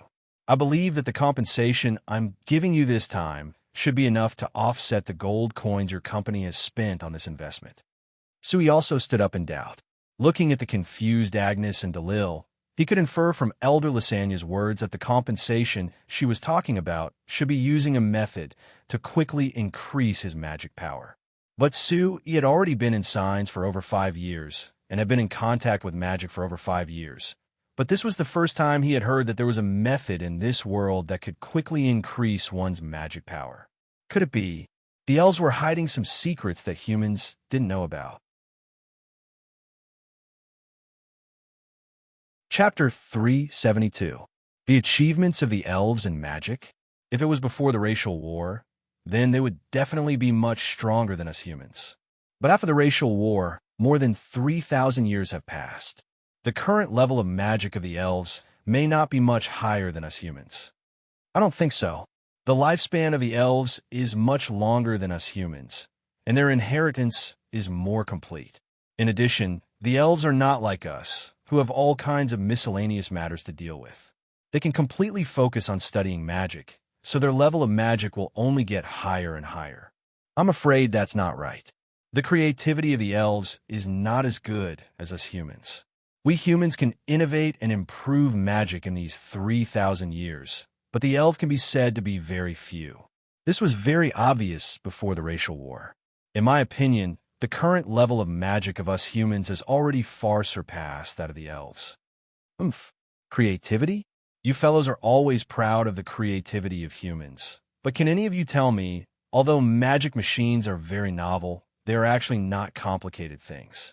Why did they wait until Su-E, a mere level 4 magician, appeared before they were researched? Why didn't any of us great magicians research it? As soon as President Aaron said this, everyone present fell silent. This was a routine high-level meeting of the Lampari Kingdom's Sorcerers Guild. The only 5 great magicians of the Lampari Kingdom were participating in the meeting. The original topic of the meeting was to make a summary report on this year's Sorcerers Guild certification exam and let the other 4 great magicians, except for President Aaron, give their opinions.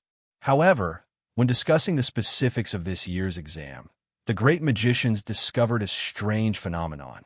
That was, the number of low-level magicians participating in this year's exam had clearly increased. It had even doubled compared to last year, and compared to the year before, it had increased by nearly 3 times. This was a very strange phenomenon because in the circle of magicians, low-level magicians naturally made up the majority.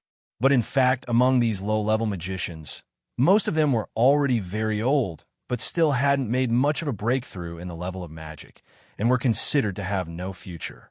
For these magicians, they knew that they didn't have enough talent in magic, and it would be difficult for them to improve in their lifetime.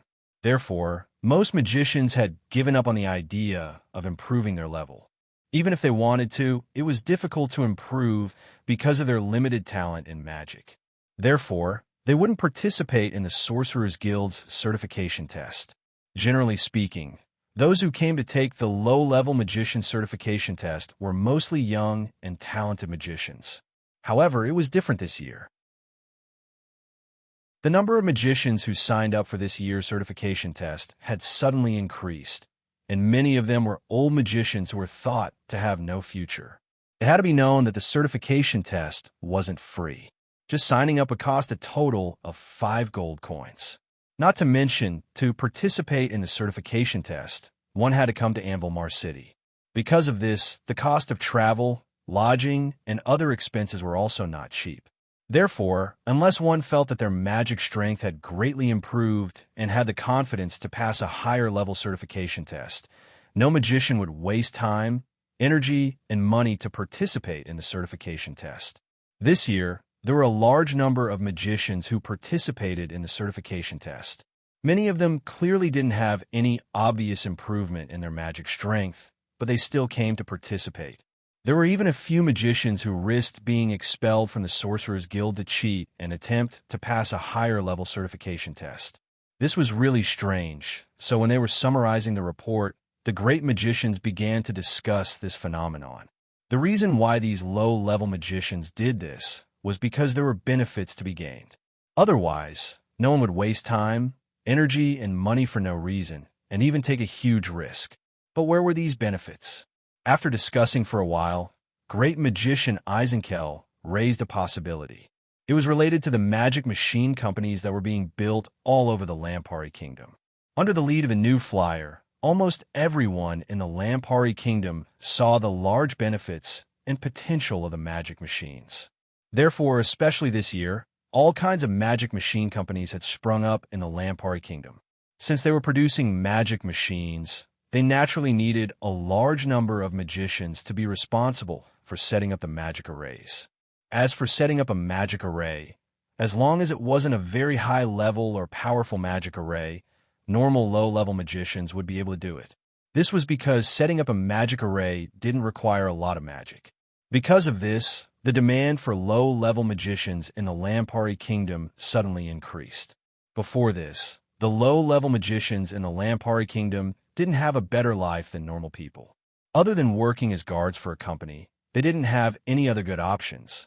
Now that there was a simple and easy job like drawing magic arrays, it was naturally welcomed by all the low-level magicians. Of course, the choice went both ways. The magicians could choose which company to work for, and the company would choose which magician to hire. Even if it was the simplest job of drawing magic arrays, a high-level magician would be much better than a low-level magician. Not to mention, there were many ambitious companies that wanted to develop their own magic machines like the new Flyer and earn a large amount of money. Of course, they needed high-level magicians. And for a company, how could they determine the strength of a magician? The best proof was naturally the Sorcerers Guild's certification exam. So last year's Sorcerers Guild certification exam had increased the number of people, and this year was even more explosive. The number of magicians participating in the Sorcerers Guild's certification exam almost took up 2/3 of the magicians registered with the Sorcerers Guild. There were even many magicians that had never participated in the Sorcerers Guild certification exam before and weren't even registered with the Sorcerers Guild. Of course, they will be active. There are already prices in Anvil City. Ignoring primary grade magicians, second grade magicians have a minimum monthly wage of 10 gold coins. Third grade magicians have a minimum monthly wage of 15 gold coins, and fourth grade magicians have a minimum monthly wage of 25 gold coins. As for fifth grade magicians and above, the price can be discussed in person. When they heard Great Magician Eisenkel say this, including Great Magician Camilla, the other four great magicians were all stunned. Towards this phenomenon, the more conservative Great Magician Talucci couldn't help criticizing it. In his opinion, the job of a magician was to research magic.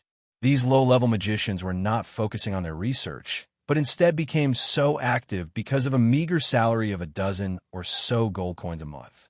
This was really a loss of the dignity of a magician. Great Magician Eisenkel gave a cold laugh at this. Can dignity feed you? These low-level magicians don't have the financial support of the kingdom like us, so it's impossible for them to earn large amounts of money with their fame. Don't forget, they're also people and need to make a living. Not to mention that studying magic requires large amounts of gold coins. If you don't let them think of ways to earn money, are you going to let them wait for death? Faced with Great Magician Eisenkel's rebuttal, Great Magician Talucci had nothing to say.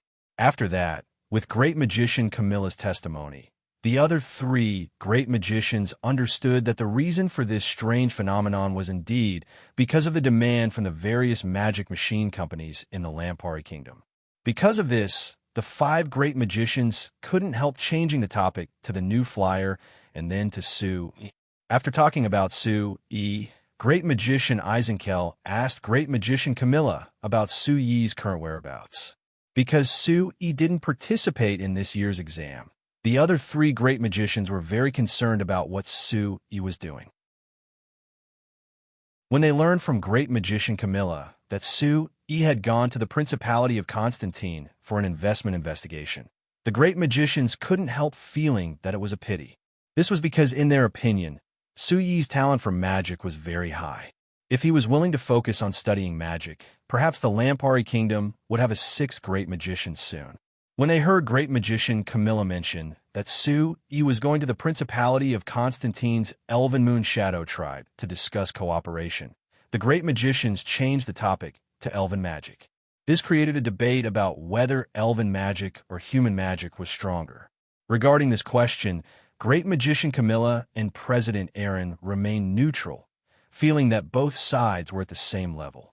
Great Magician Talucci and Great Magician Torres were more conservative, thinking that the elven magic that had been passed down for thousands of years had a higher level. As for Great Magician Eisenkel, he was a radical and a complete believer in humanity. He was confident that the human magic level had already surpassed the elven magic level. But when President Aaron asked why the magic machines weren't developed by great magicians like them and were developed by Sue E, the other four great magicians were speechless. In particular, Great Magician Eisenkel couldn't help feeling a trace of shame in his heart. Compared to the other four great magicians who focused on magic, Great Magician Eisenkel focused on combining magic with business applications. But after focusing on magic for all these years, he had never considered magic machines before. Rather, it was Sue E who was a low-grade magician whose magic level wasn't worth mentioning to him before that was the first to develop it. It can only be said that our thinking has already become rigid. After a bit of silence, Great magician Eisenkel revealed a bitter smile. Moreover, it has to be said that this kid Sue E is truly a genius. There are many areas where even I am inferior to him. Great magician Camilla's lips curled, and he couldn't help revealing a smile. Sue E was now Steele's husband, and he had watched him grow up bit by bit. Praising Sue E made him happier than praising himself. Speaking of this, I don't know if this is a good thing or a bad thing. President Aaron thought for a bit before saying with a frown, although with the new flyer, there are many magic machine companies that have appeared, allowing many low-grade magicians to find good jobs, solving a problem that has been troubling our Sorcerers Guild for a long time. But like this, I'm afraid that many low-grade magicians will choose to work for these companies and study magic arrays instead of magic. This isn't necessarily a good thing. Studying magic arrays can also raise the level of magic. Great magician Camilla calmly said, I haven't told you yet, but ever since I closed the magic tower and entered the new Flyers Academy of Magic to study magic arrays, my magic level has quickly increased. I should be a 4th grade great magician now. Chapter 373. Great magician Camilla's voice was very calm when he said this, but in the ears of the other 4 great magicians, it was like a bolt of lightning had struck them. What? Camilla, you actually leveled up? God above. Camilla, after all these years, you actually leveled up. This is too incredible. You actually leveled up. Compared to the other 3 great magicians, President Aaron's reaction was different. Other than being shocked, he was also filled with joy. He jumped out of his seat and grabbed great magician Camilla's hand. He excitedly shook his head and said with a pleasantly surprised look, This is great. This is great. Our Lampari Kingdom has become a bit stronger. As the chairman of the Lampari Kingdom's Sorcerers Guild, although President Aaron was also a great magician, he placed more importance on increasing the level of magicians in the kingdom. For the level of magicians in the kingdom, the most important thing was the strength of the great magicians. Although great magician Camilla had only leveled up, it was several times harder for a great magician to level up compared to a low-level magician leveling up. Not to mention that great magician Camilla hadn't leveled up in close to 10 years. President Aaron thought that his magic power had reached its peak and it would be hard for him to level up again, but he never thought that he would suddenly level up. Naturally, he was filled with joy. After everyone congratulated him for a while, great magician Eisenkel asked, Camilla, based on what you said just now, your magic level increased quickly after you focused on studying magic arrays, so you directly leveled up? The other 3 great magicians all looked at great magician Camilla. This was a question they were very concerned about. Great magician Camilla thought for a bit before nodding with a faint smile. It's basically like this. Although I can't say that my improvement in magic standards is entirely due to my focus on magic arrays, I have indeed obtained many new inspirations from my research on magic arrays. I have even gained a brand new understanding of magic, which is why my magic standards have improved so quickly. The other 4 great magicians looked at each other and nodded at the same time. At the level of great magicians like them, they naturally knew that studying magic wasn't something that could be done by holding up at a research lab every day.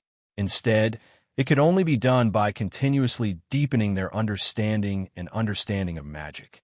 But after becoming a great mage, one would have a very deep understanding of magic. Wanting to improve in this aspect was easier said than done. Now that great magician Camilla said that he had focused on studying magic arrays that magicians didn't care about, he had gained inspiration and deepened his understanding of magic, raising his level of magic. This was a very good hint for them. Camilla, since you're at the Academy of Magic and New Flyer, you should be researching magic arrays from magic machines, right? Great magician Taluchi asked. Right. I'm participating in most of the magic array research on New Flyer's magic machines. Great magician Camilla said with a nod. But the magic arrays used in these magic machines are all very low-level magic arrays. How can you gain any inspiration from studying such low-level magic arrays? Not only great magician Taluchi, the other 3 great magicians were also a bit curious. You shouldn't look down on the magic arrays on the magic machines. Great Magician Camilla shook his head with a smile. Great Magician Camilla shook his head with a smile. Although the level of the magic array is indeed very low, in order to satisfy the needs of the magic machines, the requirement for the magic arrays are different from the magic arrays we normally study. In terms of complexity, they aren't worse than high-level magic arrays and might even be a bit more complicated. It's that exaggerated? Great Magician Torres on the side was in a bit of disbelief. My family also bought several magic machines from New Flyer, so I dismantled one when I had nothing to do. Oh, right, I called that magic water heater to study. The flame array used in it isn't that strange. Great Magician Camilla looked at Great Magician Torres and laughed. That's because you haven't studied it deeply enough. Let me ask you, if we want to keep the heat of the flame array stable, what do you think we should do? Isn't that simple? We just need to keep the magic supply stable, and the magic array itself won't have any problems with fluctuations. Great Magician Torres curled his lips in disdain. Your thoughts are too simple. Great Magician Camilla shook his head. Great Magician Camilla shook his head. If the magic array is in its complete state, it won't have any fluctuations, but the magic array is in the base, so it will be affected by changes in the base material. Even if there's a slight change in the base itself, it will be affected. So to keep the magic array stable, you have to make sure that the magic array itself can't be easily damaged. Just based on this, you need to do a lot of research. This isn't that hard, right? Great Magician Torres slightly knit his brows. Although he said this, the expression on his face was no longer as disdainful as before. No, this is very hard. The one who spoke this time was Great Magician Eisenkel. He shook his head and said with a soft sigh, Torres, don't think that this request is simple. My subordinates and I have already studied this problem for half a year, but we still haven't found a perfect solution. Camilla, how did your new flyer solve it? Great Magician Camilla laughed and shook his head as he said, Eisenkel, you should know that this is a trade secret. I can't casually tell you. Great Magician Eisenkel said with a bitter smile, This must be what that brat Sue-E told you. AI, where did that Great Magician Camilla, who always said that magic research should be shared with all magicians to increase the level of magic? Great Magician Camilla naturally knew that he was joking, so he said with a laugh, The past is the past. I've already thought it through. That kid Sue-E was right. If all magicians had to share all the new things they carefully research for free, it would hinder the increase of the level of magic. Haven't you noticed that since the Union's patent law was passed, there have been many new magic research results appearing all over the continent? President Aaron immediately said with a nod, That's right. In the internal journal last time, it said that in just this month, there were over 3,000 magicians who applied for patent protection from a union, and there were over 5,000 magic research results. The union has done a rough count of these magic research results, and although most of them aren't very useful, there are over 1,000 research results that are very helpful in increasing the level of magic. Great Magician Talucci and Great Magician Torres looked at each other before Great Magician Talucci said with an emotional voice, I was against Sue-Yi's proposal before, but I never thought that once the patent law was passed, the effects would be this good. Over 1,000 new research results. This is equal to all the research results released by magicians in the last 50 years. Great Magician Torres said with a bitter laugh, Us old fellows can't even compare to that kid Sue-E when it comes to understanding human nature. He's right. Knowing that they have to pay for the results of their research, the magicians of the continent have become much more active. They're no longer like before where they hide their discoveries like treasures and refuse to take them out. That's right. Although we need to spend money to know the results of the patent, if we can solve problems that we couldn't solve before with money, this isn't much at all. Great Magician Eisenkel said with a nod, So when that brat Sue-E first proposed this patent law, I was very supportive of it. Looking at it now, the effects are very good. That's right. I really don't know how that brat's head works. Why does he have so many strange but useful ideas? Hearing the other 4 great magicians, including President Aaron, praise Sue-E, Great Magician Camilla's old face bloomed with a smile. After a while, President Aaron gave a soft cough and stopped everyone from praising and discussing, bringing the topic back to the main topic of the meeting. Because there were more magicians participating in the certification exam compared to before, the Sorcerers Guild had a lot more work to do this year. Adding in the fact that the Continent Sorcerers Guild required a great magician to take charge of the certification exam. Not a single one of the 5 great magicians were able to take a break during the certification exam of the Lampari Kingdom Sorcerers Guild. Of course, this couldn't go on, so President Aaron held this meeting. The final topic of discussion was how to distribute the work to increase efficiency. After some discussion, the 5 great mages reached a temporary consensus. If there were still so many mages participating in the certification exam in the future, then they would send 2 great mages other than President Aaron to be in charge of the exam. The next time, it would be the other 2. President Aaron was the chairman of the Lampari Kingdom's Sorcerers Guild, so naturally he had a duty to take charge. After everything was discussed, the other 3 great magicians left, but Great Magician Camilla was left behind by President Aaron. However, when everyone left, and there was only President Aaron and Great Magician Camilla left in the room, President Aaron opened his mouth and Great Magician Camilla was stunned. Chapter 374. Camilla, do you think? President Aaron hesitated a bit before continuing. Does our Sorcerers Guild have a place to cooperate with the new flyer? Great Magician Camilla looked at President Aaron in surprise. The guild is cooperating with our new flyer? How? President Aaron slightly knit his brows. From Great Magician Camilla saying, our new flyer, it could be seen that for the current Great Magician Camilla, compared to the Sorcerers Guild, the new flyer was a place he approved of more. This was not a situation that President Aaron was happy to see. In his opinion, all the magicians in the Lampari Kingdom should put the Sorcerers Guild first. However, he wasn't qualified to criticize Great Magician Camilla like this. Not to mention that the new flyer's chairman Sue E was Great Magician Camilla's granddaughter-in-law. Just Great Magician Camilla was the chief researcher of the new Flyer Academy of Magic. It said that he received at least 10,000 gold coins from the new flyer each year. Just based on this, the Lampari Kingdom and the Sorcerers Guild couldn't compare to him. Thinking of this, President Aaron secretly gave a sigh in his heart. He then said with a smile, "Look, doesn't your new flyer need large amounts of magicians to help you with your research on magic arrays? You just said that after focusing on magic arrays, even a great magician like you has gained a lot of inspiration in terms of magic. You've gained a new understanding and increased your magic level.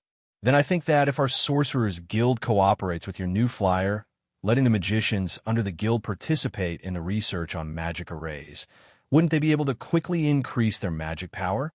Great Magician Camilla thought for a bit before giving a slight nod. "I feel that's not bad. Right now, the researchers in the Magic Research Institute of New Flying Chamber of Commerce have been improving quite quickly. Most of the researchers who came for the certification exam this time are much stronger than last year. So, do you think that the Sorcerers Guild and the new flyer can work together and come up with a plan for us to be the middleman and introduce the kingdom's mages to participate in the research of magic machines?" President Aaron immediately asked. "I believe that Sue E would be very happy to have so many magicians serving New Flyer. This brat has always complained that there are too few magicians in the Academy of Magic, which has seriously affected the research progress." Great Magician Camilla nodded. "However, I can't promise you this. After all, he is the guild leader. I have to go back and discuss this with him." Of course, seeing Great Magician Camilla agree, President Aaron was filled with joy. Suyi's ideas have always been very advanced, and he has a lot of ideas. I believe that he will be able to think of a suitable way to complete this cooperation with the Union. "Camilla, I'll leave this matter to you." Great Magician Camilla gave a slight nod and didn't say anything else. In his opinion, the reason why President Aaron suddenly proposed this cooperation was to obtain some benefits for the magicians under the Sorcerers Guild. This was something he should do as the Sorcerers Guild chairman. As one of the 5 great magicians of the kingdom, Camilla naturally had the responsibility to support this matter. As for whether Sue would agree or not, Great Magician Camilla didn't think there was a problem. The new flyer lacked magicians, and the Sorcerer's Guild had many magicians under them that were worried about their jobs. Both sides could be said to have hit it off, and there wouldn't be any obstacles. After chatting for a bit and confirming the general direction of this cooperation, President Aaron paused. He suddenly rubbed his hands and said to Great Magician Camilla in an embarrassed voice, "Other than this official matter, there's also a private matter that I need Camilla to help me with." Great Magician Camilla revealed a smile and asked in a somewhat surprised voice, "What private matter is there that requires a chairman like you to come find me for?" "It's related to that brat of mine."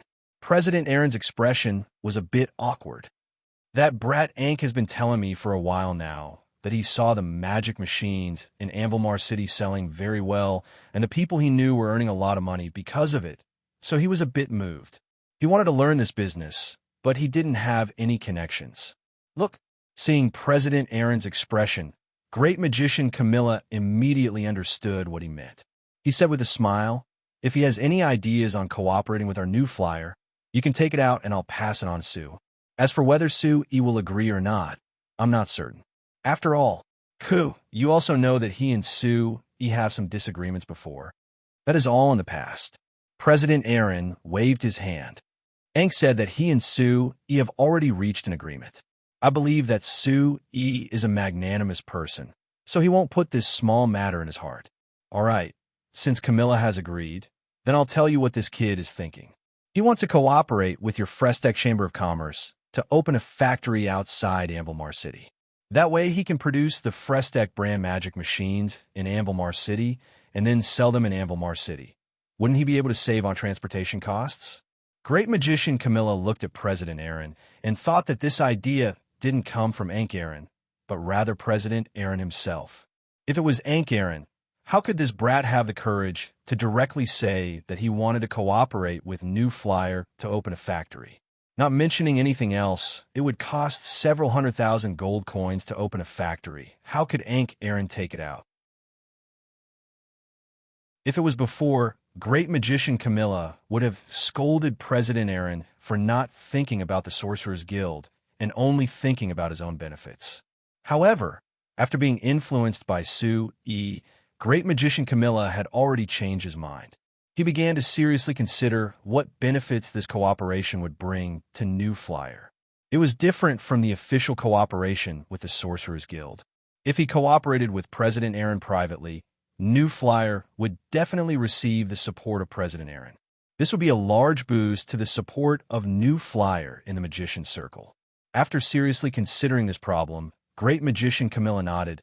"All right, I will tell Sue, but I'll say the same thing. I can't guarantee whether he will agree or not." President Aaron's face filled with joy as he said, "No problem, no problem. As long as you tell Sue, I think he will seriously consider it." After deciding on a business matter and a private matter, Great Magician Camilla saw that President Aaron had nothing else to say, so he stood up and said his goodbyes. Walking out of the Sorcerer's Guild's door, Great Magician Camilla looked at the bustling crowd on the street outside. He couldn't help giving a sigh as he shook his head with a bitter smile. What that brat Sue said to him before really was correct. Magicians were also people and needed to make a living. Because of magic research, they needed money more than normal people. So Great Magician Camilla's idea of focusing on magic research was not feasible.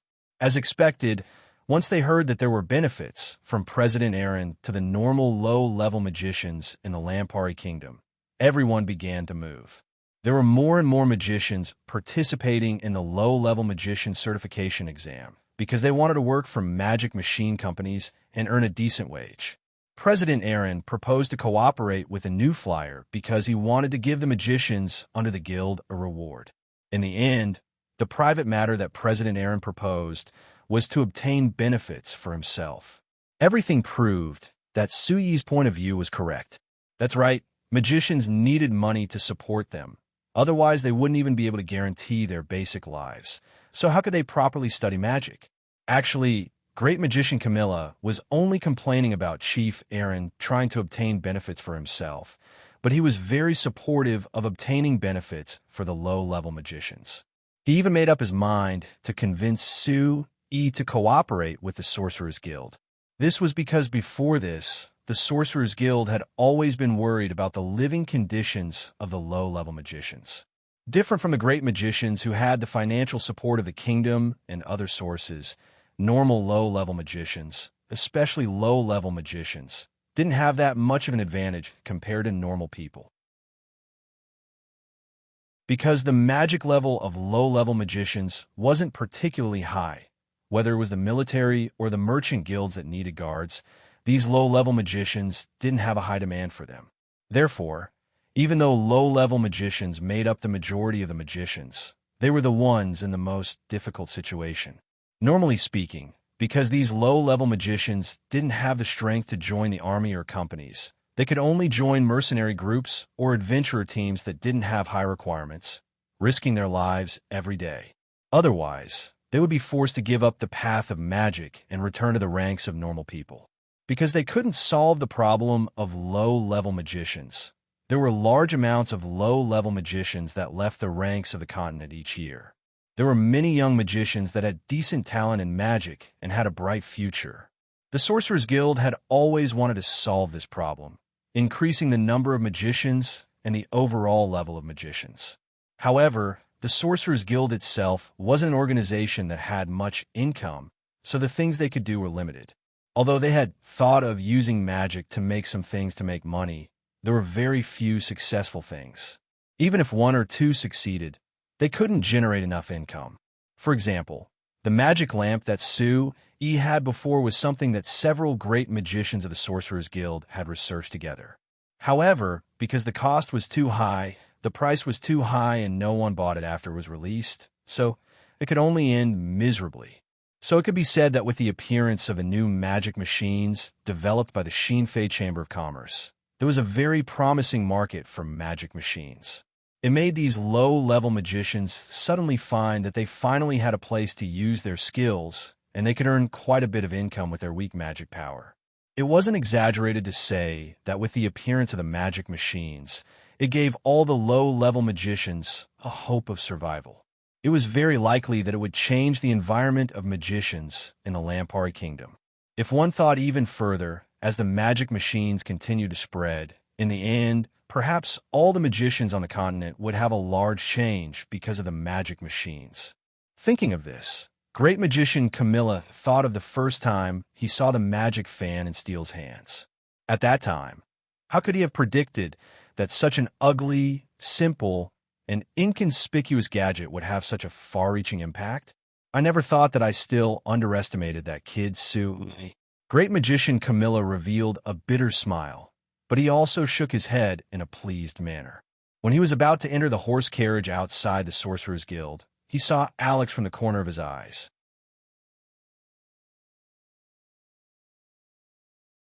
Chapter 375. Since he was appointed by Su Yi as the new Flyers representative in Anvilmar City 2 years ago, being in charge of most of the new Flyers business in Anvilmar City, Alex's life had completely changed. Before this, although he had been the assistant manager of the new Flyers factory for a while, receiving a salary of around 20 gold coins a month, which had greatly improved his life, Banta City was a small place, and the things he could experience were limited. Since he came to Anvilmar City, because he was mainly in charge of contacting Victor, Cell, and Urgot in the beginning, coordinating with the new Flyers cargo from Banta City, Alex quickly became familiar with Victor's group. Because Victor's group deliberately approached him, Alex was quickly led by the three of them who were locals of Anvilmar City. In a short period of time, he saw the bustling scene of Anvilmar City and learned many new things that he couldn't experience in Banta City before. For example, the luxurious banquet at the Amy restaurant, the surprise party at the Royal Villa, the wild scene at the Op Casino, and the delicate skin of the little girl in the small building beside the Op Casino. However, all of this cost money. Although Victor and the other two had paid for everything at the beginning, and Alex didn't even have to pay a single copper coin, as time passed, Alex naturally couldn't just let them pay for everything, and he had to treat them back. Like this, Alex's 25 gold coins monthly salary as the person in charge of the new flyer was far from enough. So Alex had been a bit annoyed recently. This was because he had secretly made a rough estimate last month and found that he owed Victor's group a total of over 2,000 gold coins. With his monthly salary, even if he didn't eat or drink, it would take him 7 years to pay it all back. But to give up this luxurious life and return to the days of poverty, Alex couldn't accept it no matter what. Although as long as he honestly told this matter to his Uncle Heinz, Heinz would definitely help him pay this money back. After all, Heinz was the New Flyers vice chairman and had 20% of the New Flyers shares. Just based on the dividends, he earned several 100,000 gold coins each year. So a trivial 2,000 gold coins couldn't be placed in his eyes at all. But Alex didn't dare. Could it be that he could run to Heinz and tell him that because he spent all day in Anvilmar City, he owed 2,000 gold coins? Even if Heinz didn't break his legs, he would at least take him back from Anvilmar City and wouldn't let him out in the future. However, if he didn't ask Heinz for help, what other methods could Alex think of? When people were forced into a corner, they would be forced to do something. Alex had been worried about this problem for several days before he finally thought of a solution. It was a good thing that the Magicians Guild certification exam had just ended, so there were many researchers from the Frestac Chamber of Commerce's magic research facility that had come to Anvilmar City. So during the certification exam, Alex used the reason that Sir Chairman had given him to help the researchers who came to Anvilmar City for the certification exam. He had received the praise of all the researchers and had been in contact with them many times. With his identity as Vice Chairman Heinz's nephew, the researchers didn't have any vigilance against him. Between toasts, Alex easily obtained some of the things he needed. And today it was time to use these things. When Great Magician Camilla saw Alex, he was walking into an alley from the main street in front of the Sorcerer's Guild. After thinking about it, he didn't chase after Alex to greet him. Rather, he got into his horse carriage and left the Sorcerer's Guild.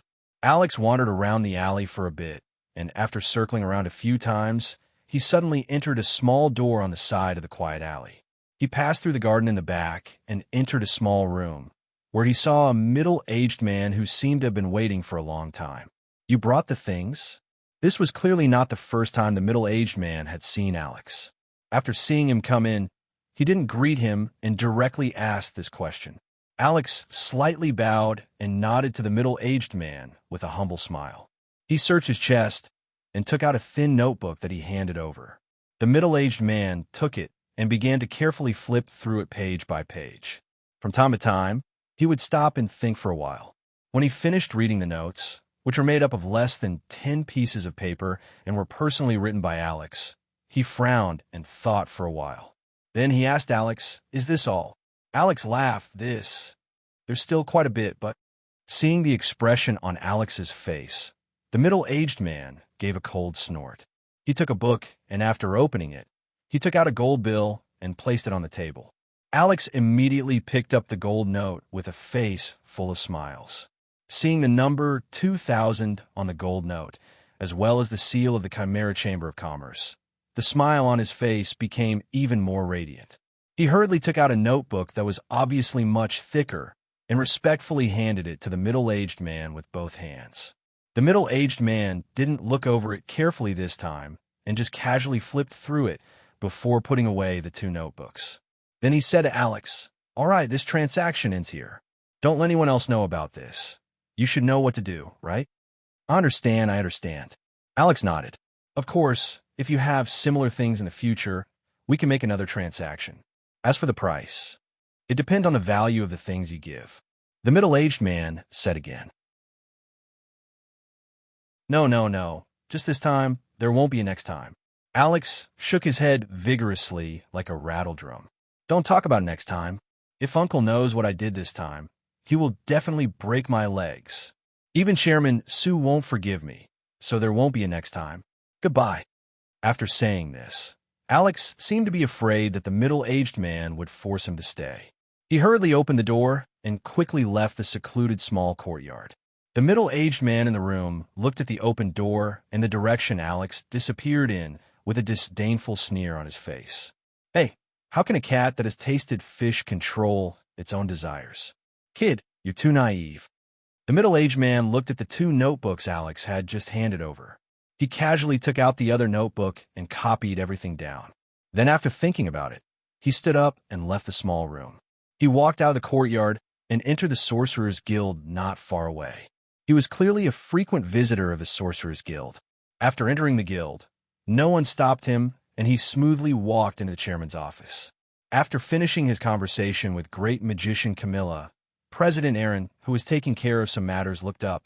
When he saw the middle-aged man walk in, his expression changed and his brows slightly jumped up. "You got it." The middle-aged man gave an unsound before closing the door and looking at President Aaron. President Aaron understood and said with a smile, "Relax, this office has always been protected by the sound barrier magic I personally set up. No one else can hear what's happening inside." The middle-aged man relaxed a bit and casually sat down in front of President Aaron.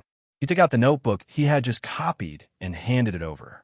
President Aaron took the notebook and looked over it with an even more serious expression than when the middle-aged man checked Alex's notebook. But compared to the middle-aged man, President Aaron's inspection speed was clearly much faster. He used less than 10 minutes to finish inspecting everything, and then he put the notebook away without any hesitation. He nodded at the middle-aged man with a smile. "Not bad. It is indeed the things I need. But I'm very curious. Where did you get these things?" The middle-aged man revealed a faint smile.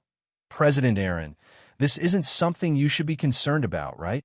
President Aaron slightly knit his brows, but he didn't refute the middle-aged man's words. After thinking about it, he said, "That's fine. I like people who follow the rules. This is good for everyone." After saying this, President Aaron took out 3,000 gold bills from the drawer and placed them on the table. At the same time, he said, "If you have similar things in the future, I'll take them all." The middle-aged man didn't waste words and just gave a nod. He put the 3 gold bills away and gave President Aaron a bow before turning to leave the office. When the door to the office closed, President Aaron took out the notebook from his chest. After looking at it, he put it away and also left the office. He walked out of the Sorcerer's Guild and stepped into the private horse carriage waiting outside, quickly heading south of Ambilmar City. The carriage drove out of Ambilmar City and headed south for about 10 kilometers before turning west for another 2 kilometers before stopping. This was a wasteland, but now it had become a construction site. There were many workers building several large rooms on this wasteland. Just based on the outside, it was almost the same as the new Flyer's workshop in the Falling Rain Valley. Walking into the workshop that was almost finished, he found that it was empty. There weren't any magic cars, and there were only some workers finishing the final decorations. Seeing President Aaron come in, a young man who was around 30 years old who was also dressed as a magician came forward. "Sir President, why did you personally come?" The young magician asked in a respectful voice. President Aaron ignored him and looked around, but he didn't find Ankh Aaron, who was supposed to be in charge here. He couldn't help deeply knitting his brows and giving a strong snort. The young magician immediately understood President Aaron's meaning and quickly said with a smile, "Ankh went to the city to investigate. He wasn't slacking off." "All right, you don't need to hide it for him. I know what kind of person that kid is better than you." President Aaron gave another cold snort, but he wasn't willing to say anything else. He took out the notebook from his chest and gave it to the young magician. "Take this thing and properly study it with them. If you can understand it all, we can save quite a bit of effort." The young magician took the notebook and looked it over before his expression became more and more surprised. "Sir President, how did these things appear in your hands? Isn't this new Flyer's most important secret?" President Aaron looked at him and calmly said, "Don't ask things you shouldn't ask." The young magician was frightened and quickly nodded, "Yes, I understand." After thinking for a bit, he asked hesitantly, "But Sir President, aren't you planning to cooperate with New Flyer? There doesn't seem to be a need for us to study these things, right?" "Naive. Do you think that guy Sue will give the real technology to others? Besides, don't tell me that we will always be led by the nose by him. Properly study these things for me.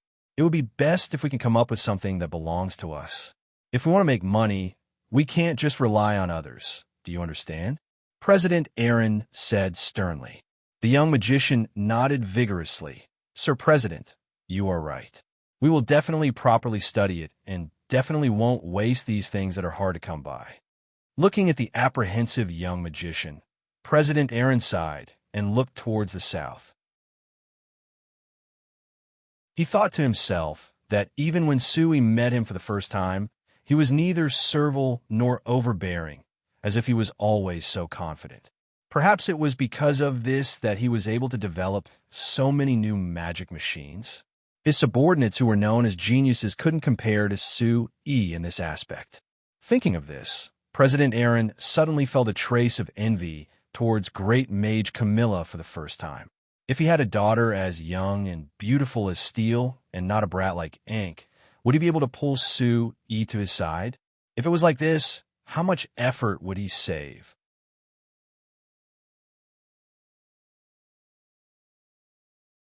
Chapter 376. SSS, Achoo. A gust of cold wind blew in through the window of the carriage, catching Sui off guard and causing him to involuntarily shiver before violently sneezing. President Cruz, who was sitting opposite him, had his chest covered in saliva from Sui's sneeze, and his face immediately turned bitter. I say, Sui, aren't you an advanced mage? How can you not even stand this little bit of cold wind? Sui smiled embarrassedly and threw a handkerchief to President Cruz. He shrugged his stiff body from sitting in the carriage for a long time and helplessly said, I can't help it. I'm not a great mage, and I can't interact with the surrounding magical elements at any time like a great mage. Of course, I'm still afraid of the cold like an ordinary person. President Cruz glanced at Sui's thin clothes and couldn't help but shake his head. If you're afraid of the cold, why don't you wear more clothes? Are you looking for trouble? Sui shrugged and replied, I can't help it. I just came back from the Principality of Constantine and forgot that it's much colder here than in the Principality of Constantine. Also, I want to do an experiment. What experiment? Sui shook his head and didn't answer. There was no way he could tell this experiment to others, especially President Cruz, who didn't know anything about magic. The experiment that he was talking about was actually to let him experience the interaction with the surrounding magical elements that he mentioned just now. According to the elves, this should be called the complete perception of magical elements. But after listening to Elder Lysenia's Shadow Song's explanation of this phenomenon, Sui defined it as the interaction of the same frequency. This was because the so-called complete perception, from Sui's understanding, meant that a mage could rely on their own magic power to completely sense all the magical elements that existed in the surroundings, and then try to make the vibration of their magic power to maintain the same frequency as the surrounding magical elements. In this way, it would be easier to use magic to influence all the magical elements, and then control them to form magic to achieve interaction. Therefore, according to the naming habits of the scientists on Earth, it should be called simultaneous interaction. According to the consensus of the mages on the signs, being able to achieve this proved that the mage had the strength of a grand mage. Since Sui couldn't do this, it could only be said that he didn't have the strength of a great magician. Of course, this was also because he was too anxious. When he was at the Moon Shadow tribe, Elder Lysenia's Shadow Song said that she had a method to quickly raise Sui's magic level. This method seemed very simple, but to Agnes, Delil, and Stasia, the three elves, it was the moon god's baptism that shocked them. As for the so-called moon god's baptism, it was nothing more than letting Sui soak in a cold bath for an hour in the moon well, the sacred ground of the Moon Shadow tribe. Although when Sui was soaking in the moon well, he could clearly feel that his perception of the surrounding magical elements had greatly increased, but in reality, his magic power didn't increase at all. After soaking in the water for an hour, Sui's magic level didn't increase by leaps and bounds like he had imagined. Overall, the change wasn't that big. However, Sui didn't care about this at first. He came to the Moon Shadow tribe this time to seek cooperation, but he didn't expect to receive anything in return. Therefore, the effects of the moon god's baptism that Elder Lysenia's Shadow Song, Agnes, and the other elves treated so seriously wasn't something that he cared about.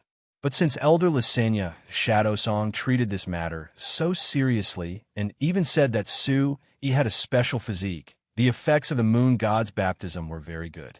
After the moon god's baptism, his magic power would quickly increase and be much stronger than before. Su-Yi, of course, didn't think that Lysania Shadow Song was deliberately tricking him, so he accepted this situation. Moreover, he would often carefully observe the changes in his body in the following days. After a period of time, Su-Yi found that, as an elf, Elder Lysania Shadow Song didn't have the habit of lying to him.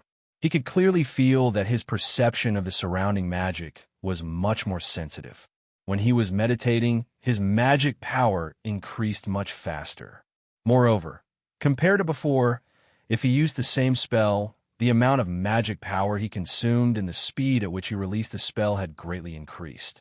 To put it simply, although his strength didn't instantly increase, it was clear that he had obtained a large increase in speed and space. If great magician Camilla's judgment of Su-Yi before was that if he was willing to focus on studying magic, he would become a great magician around the age of 40. Now that Su-Yi had judged it himself, if he was willing to focus on studying magic, it was very likely that he would be able to advance this time by an entire 5 years, becoming a great magician at the age of 35. This was rarely seen in the history of science. However, Su-Yi didn't care that much about this. Compared to increasing his magic power, what he placed more importance on was always creating a magic machine industrial system. Because he had to return to Banta City before the New Year's, Su-Yi's inspection of the Principality of Constantine only lasted for less than a month, and it went very smoothly overall. During this time, Su-Yi mainly confirmed his cooperation with Head Wine before meeting with Duke Stantine again. After confirming the development of the 3 mines, he signed an agreement with Duke Stantine to have the new flyer build a road from the Black Rice Wasteland and the border of the Principality of Constantine to the capital of the Principality of Constantine. With the gold coins opening the way, Su-Yi's requests were all satisfied.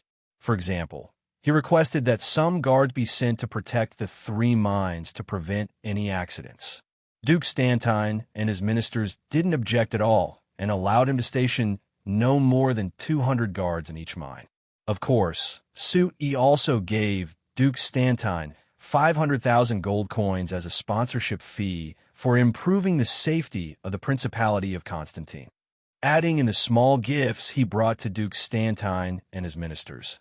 On this trip to the Principality of Constantine, the new flyer's total investment was close to 1 million gold coins that couldn't be recorded in their accounts.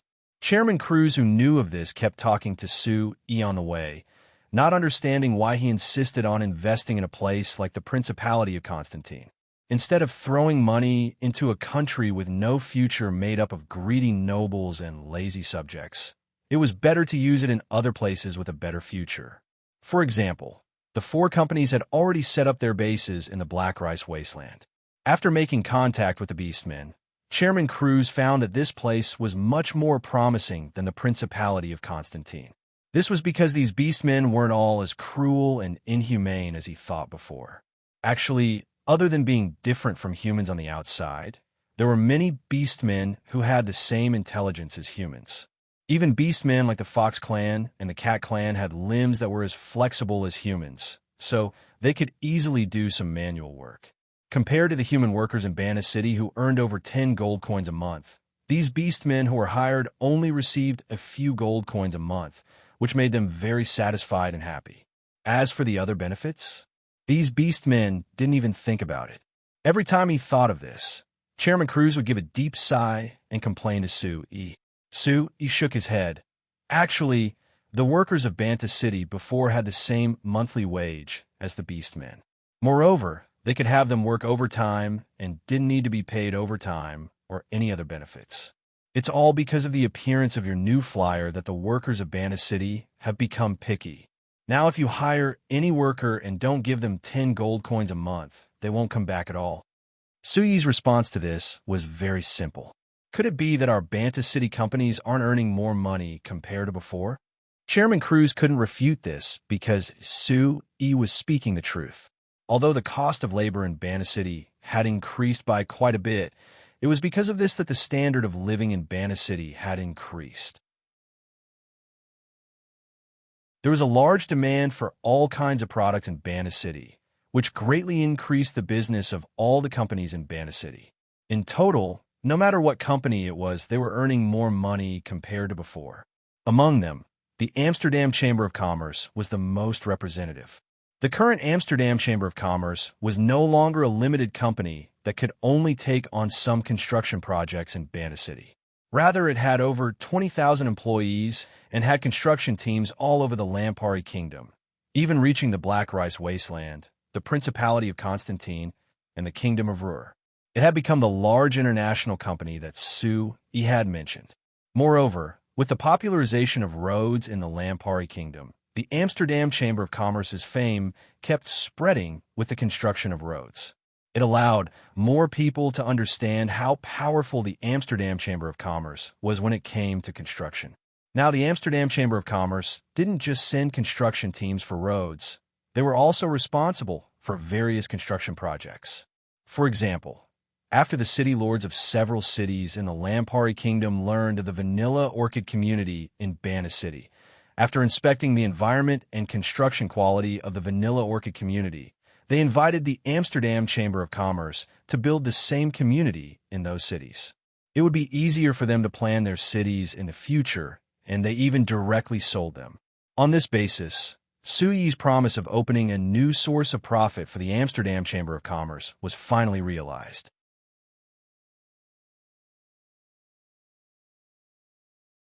Chapter 377.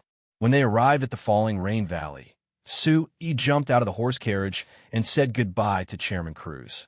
Sue E didn't invite Chairman Cruz into rest because he knew that Chairman Cruz must be thinking about the conversation he had with him on the way here, so he must be impatient to return to Banna City to investigate. Sue E was even certain that once Chairman Cruz returned to Banna City, he would immediately go to the sandy river that he had just proposed to investigate. If nothing unexpected happened, he would immediately ask to see Count Stark. He would want to buy the land by the river and prepare to develop commercial housing. That's right. The new source of profit that Sue E gave the Amsterdam Chamber of Commerce was to develop commercial housing. Strictly speaking, this couldn't be considered completely new because developing commercial housing was something that the Amsterdam Chamber of Commerce was good at before. It was just an extension of it. But the concept of real commercial housing hadn't appeared in the Lampari Kingdom or the signs yet. This was because there were only a few people on the continent and most of the citizens were poor. Most people just needed a place to shelter them from the wind and rain. They didn't have any requirements for the quality of the housing. So when Sui proposed this concept, Chairman Cruz immediately opposed it. The Amsterdam Chamber of Commerce had been in the construction industry for many years, so of course they understood the construction industry in Banna City very well. Chairman Cruz knew that there was no market for commercial housing. But after Su Yi's analysis, Chairman Cruz's doubts gradually turned into determination. He didn't doubt Su Yi's words at all. Su Yi was right. It wasn't that the people of the continent didn't have a need for housing. But other than not having money before, another important reason was that there weren't any commercial housing suitable for normal citizens. Before this, because there was a large gap between the rich and poor on the signs, the large nobles and merchants were very rich. When they chose a place to live, they would buy several manors. It was very comfortable, so naturally it wasn't something that normal citizens could compare to. Normal citizens naturally couldn't afford a manor. Other than those large manors, the other residences were either broken straw huts that poor citizens lived in or normal two-story buildings made of bricks and wood, like the one Su Yi rented in Banna City before. These houses, no matter which one it was, Su Yi didn't think that they were suitable for humans to live in. So when he proposed this to the doubtful Chairman Cruz, he took out the new commercial housing design that he had Vivian draw when he was free. When he saw this new commercial housing design that Su Yi copied from the commercial housing design on Earth, Chairman Cruz, who had been in the construction industry for many years, saw the convenience and advancement of this design. The most important thing was that in this design, he had combined the concept of a magic room, using various household magic machines. He had placed a small magic pipe network in the room, which not only made the room beautiful, it also made living in it very convenient. Chairman Cruz's heart skipped a beat when he saw this design. Not only did he immediately agree to Su Yi's idea of investing in commercial housing, he even asked Su Yi to personally renovate the manor that he was living in, letting him enjoy the convenience of this new concept of a magic room. Su Yi naturally agreed. As for the concrete design, that would be up to the genius designer Vivian. As soon as Vivian's little face appeared in his mind, Vivian suddenly appeared in front of Su Yi. Seeing Vivian running over and the beautiful girl with a red face behind her, Su Yi was a bit surprised. He asked Vivian, who had already run in front of him, "Why are you here today? Don't you need to go to school?"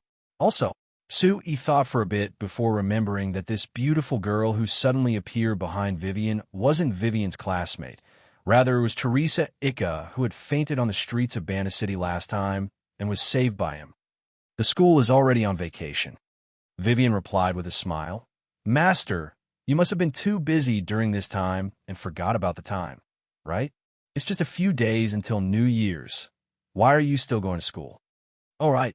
I've been in the Principality of Constantine the entire time, and it was very warm there, so I didn't feel like it was New Year's at all." So he patted his head and looked at Teresa Ika. "Young Miss Ika, I haven't been back during this time. Have you been well?" Since saving Teresa Ika, he had left her in the Falling Star Manor, letting Vivian, Liz, and Linda take care of her while he didn't care at all. This was Su Yi's second time meeting her in this long time. Compared to more than a month ago, when he had just rescued her, her complexion was obviously much better now. She was no longer as weak as before, and her mood seemed to have improved as well. At least her expression had become calmer, but there was still no smile on her face. Seeing that Su Yi asked about her, Teresa Ika immediately bowed slightly and gave Su Yi a standard ladle-like bow. She replied softly, "Thank you for your concern. I've been doing very well during this time." "Chairman Su, I haven't thanked you yet. I'm deeply grateful for the help you gave me last time and saved me from a life-threatening situation. You don't have to be so polite as long as you've been doing well during this time." Su Yi turned to look at Vivian. "Then Vivian, why did you come to the Falling Rain Valley with young Miss Ika today?" "Because I heard that master is coming back today." Vivian smiled. "Teresa has always wanted to thank you in person. When she heard that you were coming back to the Falling Rain Valley today, she urged me to bring her here early in the morning. We have been waiting here for a few hours." "Oh, I already said that you don't have to be so polite." Su Yi shook his head and said to Teresa, "Young Miss Ika, you don't have to care too much about this matter.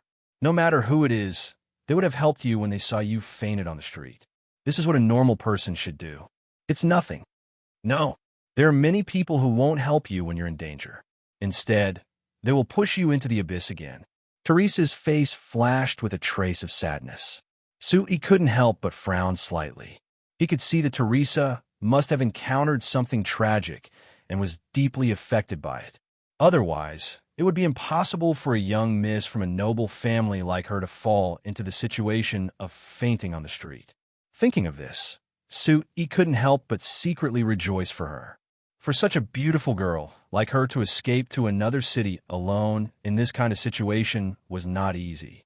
She must have suffered a lot on the way. Su Yi wanted to help her, but since she didn't want to say what kind of trouble she encountered, Su Yi naturally didn't want to force her to say it. "Then, young Miss Ika, since you and Vivian are here, you can have fun here for 2 days. There are many interesting things in the Falling Rain Valley. I believe that you will have a good 2 days. After I'm done with these 2 days, I will go back to the Falling Star Manor with Steel to prepare for the new year." Su Yi hesitated for a moment before continuing. "If you are willing, I would like to extend a sincere invitation to you in advance. I hope that you can stay here and spend the new year with us in the Falling Star Manor." Vivian on the side immediately clapped her hands excitedly. "Look, Teresa, I told you that Master would definitely invite you to stay. Stay. You don't have anywhere to go right now, right? It will be so lively to spend the new year with us. I promise that you will be happy." Teresa Ika looked at Vivian and Sui. She hesitated for a moment before shaking her head. Chairman Su, thank you for your kindness. But I have already disturbed the Falling Star Manor for too long. How can I continue to disturb it? In fact, if it wasn't for the fact that I want to express my gratitude to Chairman Su, I would have left long ago. Where do you plan to go after you leave? Sui asked bluntly. If I continue to wander like this, I don't know when I will die on the side of the road. Young Miss Ika, I hope that you can consider your future. The past is the past. Teresa Ika raised her head and looked at Sui with a pair of big eyes full of confusion. Her expression was hesitant, but after a while, she became determined. She clenched her teeth and nodded vigorously as if she was encouraging her decision. Chairman Su, I heard from Vivian. Your new flyer is recruiting magicians, right? Do you think I could do it? Sui was startled. He carefully looked at Teresa Ika and asked in surprise, You know magic? Yes. Teresa Ika nodded slightly. Although I have never participated in the certification examination of the Sorcerer's Guild, my teacher told me that I should have the strength of a level 4 magician. Level 4 magician? Sui was even more surprised. From the appearance, Teresa Ika was even 1 or 2 years younger than Steele. Steele was only a level 4 magician a year or 2 ago. If Teresa Ika was also a level 4 magician, wouldn't she be a genius magician like Steele? Seeing that Sui still had some doubts, Teresa Ika raised her right hand. Sui immediately felt that the magic elements in the surrounding space began to fluctuate rapidly. After a moment, a strong whirlwind formed around Teresa Ika. The leaves and branches on the ground around her were all swept up by the whirlwind. Level 4 wind magic, whirlwind spell, not bad. Sui nodded with praise. From a whirlwind spell that Teresa Ika used, he could see that she indeed had the strength of a level 4 magician. Although she was not proficient in casting spells, she was very skilled in both magic and magic control. It could be seen that she had received a strict magic education. Very good. Since you have the strength of a level 4 magician, then you are qualified to work in the Academy of Magic of our Chamber of Commerce.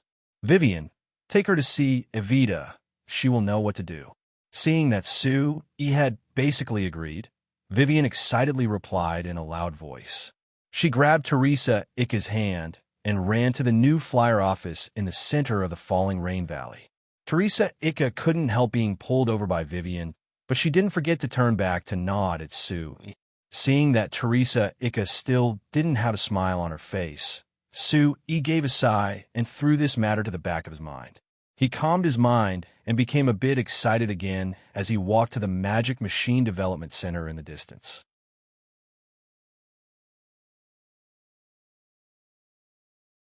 Chapter 378.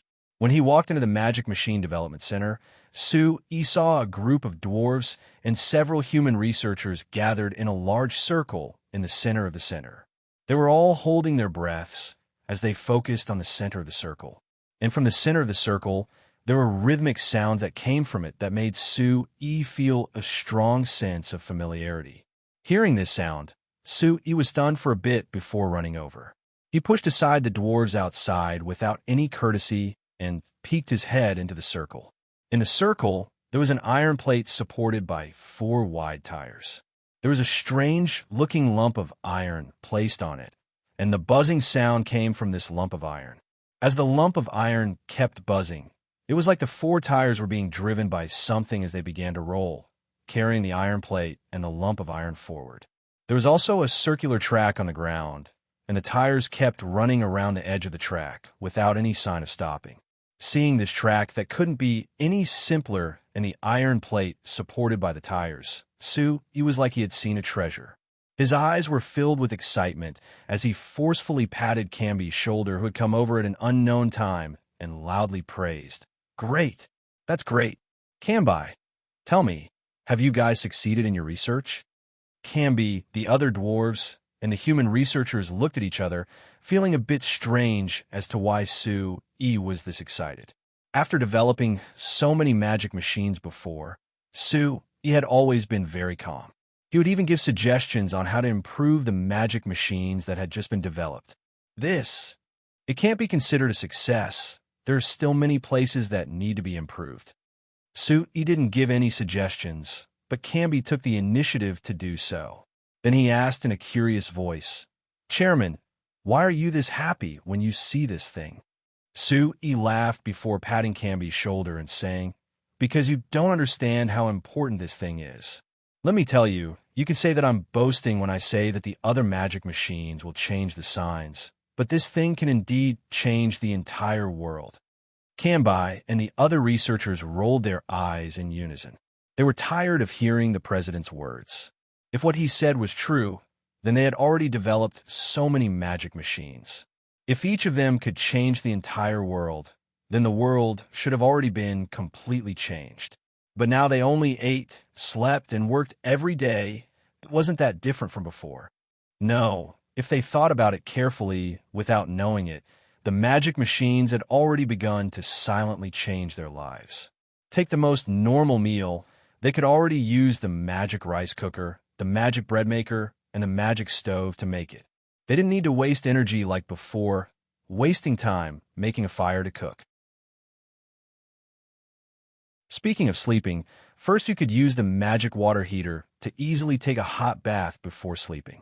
You didn't need to spend half a day boiling water before taking a bath like before, so you could comfortably prepare to sleep.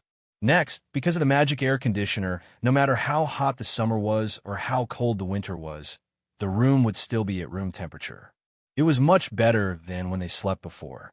Even if it was work, first not mentioning that they were researching magic machines, just the road to work was paved. Whether it was speed or comfort when riding a horse carriage, it was much better.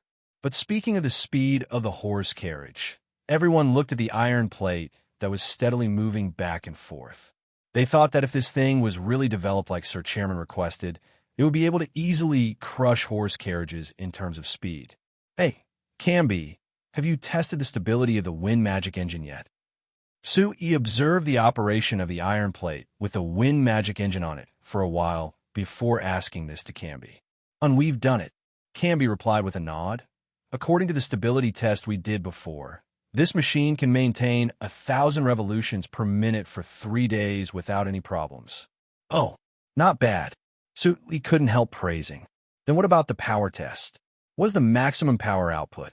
Hearing this question, Canby revealed a look of surprise. He looked at Sue with a look of admiration. "Sir Chairman, I have to say, this magic engine really is great. According to our tests, the maximum output power of this experimental machine, which has yet to meet your requirements, is equivalent to the pulling force of 3 horses. Knit his brows. "The maximum power output is only 3 horsepower? That's still far from enough. You're still not satisfied with this?" Canby had an astonished look on his face. Canby revealed a look of surprise. "Only this small machine has the power output equal to 3 horses. Could it be that you're only satisfied if it's equal to 10 horses? Even if it's equal to 10 horses, I'm still not satisfied." He shook his head and muttered this. To Sue, who had transmigrated from Earth, although 3 horses wasn't equal to 3 horsepower, even if it was equal to 3 horses, wasn't considered that big of a deal. The engines on Earth were more than equivalent to the pulling force of 3 horses. The output power of those large engines was comparable to that of 300 or even 3,000 horses. What was a mere 3 horses compared to that of 3 horses? Of course, he knew that the engine research and signs had just begun. Canby and the others being able to develop a stable wind magic engine was already enough to excite him. So Sui looked at Canby and the other researchers whose faces had turned ugly because of what he had just said. He threw his desire for a high-power engine to the side and loudly said to everyone with a laugh, "Although I'm not satisfied with the current output of this machine, I'm very clear that this is just the beginning. With your cooperation, I firmly believe that there will be a magic engine that I'm satisfied with in the future that will have a higher power output. Are you confident?" Canby and the other researchers immediately waved their fists and loudly said, "Of course." "Good. In order to reward you for developing the world's first magic engine, I represent the company to give each of you a second-level reward. 300 gold coins for each person. After the researchers were stunned, they instantly broke out in giant cheers that shook the earth. In particular, the dwarves led by Kanbai were roaring incessantly in excitement. For a moment, their cheers were so loud that the roof of the R&D center was about to collapse. When everyone's most excited moment was over, Su-Yi raised his hands to signal for everyone to calm down before continuing. Of course, there's still a bit of time before this machine is finished. What I want to see the most right now is when you can finish the magic engine and complete the dream that I've had for many years. How about it? Are you confident in making it? Yes. With the stimulation of the reward, the researchers were even more excited and their answers were even more powerful this time. Su-Yi laughed and pulled Kambi over to discuss the details of the magic engine with him before leaving the development center. After leaving the development center, Su-Yi was hit by the cold air outside and woke up from his wild state. However, he was still very excited. Although when he received the notice and learned that there was a major breakthrough in the Magic Machine Development Center, he could vaguely guess that there was a breakthrough in the development of the magic engine.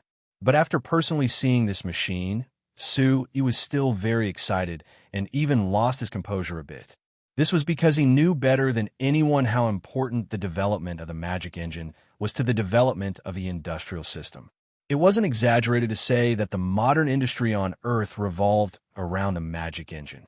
With the magic engine providing all kinds of power, the various machines in the modern industry could complete a series of complicated tasks that couldn't be done by human hands. Although the output of this machine was far from enough, and there was a large difference in other aspects compared to the magic engine on Earth, being able to develop this complete machine meant that Su-Yi's idea of the magic engine was correct, and they could keep researching based on this idea. After solving this most important problem, they just needed to research and improve the various details of the magic engine. In the end, they would naturally be able to create an engine that was as powerful as the engines on Earth. At that time, the entire Science continent would undergo a heaven and earth shaking change.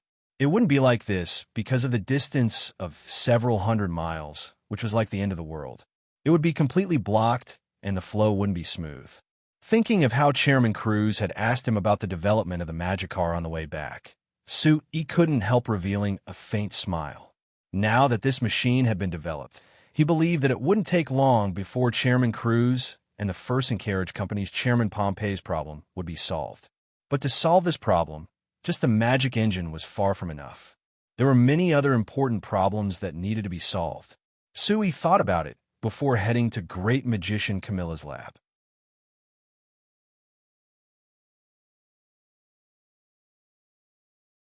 Chapter 379. When he opened the door to the private laboratory, he saw Great Magician Camilla holding two steel plates that were around 10 centimeters long, 5 centimeters wide, and 1 centimeter thick in his left hand. He was putting the two steel plates together, and his right hand was holding a strange-looking little tool that was slowly moving from top to bottom along the gap between the two steel plates. He couldn't see what Great Magician Camilla was doing from the door, but when he turned to the lab table and looked at it, he found that as the little tool in Great Magician Camilla's hand moved, the steel around the gap between the two steel plates quickly melted. When the tool moved away, the melted steel quickly condensed again. When the tool went from the top to the bottom of the gap, the two steel plates were tightly joined together. Su-Yi took the two steel plates from Great Magician Camilla's hands and shook them, finding that the two steel plates were tightly joined together. They didn't shake at all because of his actions, just like they were already joined together. Grandfather, you really are powerful. You actually made another breakthrough in this short period of time. Looking at it now, this magic welding technology should have taken shape, right? Su-Yi praised. Great Magician Camilla gave a sigh and shook his head. He took the two steel plates from Su-Yi's hands and forcefully pulled them apart. Pa! With a crisp sound, the two steel plates that seemed tightly joined were pulled apart. Great Magician Camilla looked at Su-Yi from the side and said to him, "Do you see this? The current melting layer can only reach a depth of 3 millimeters, so there's no way to weld the two steel plates together. So this welding technology can't be considered complete at all. He took the two steel plates and reconnected them. Looking around, he couldn't help smiling. Grandfather, I never thought that your research would progress this quickly, so I forgot to remind you. If you want to weld these two steel plates, just relying on these two steel plates isn't enough.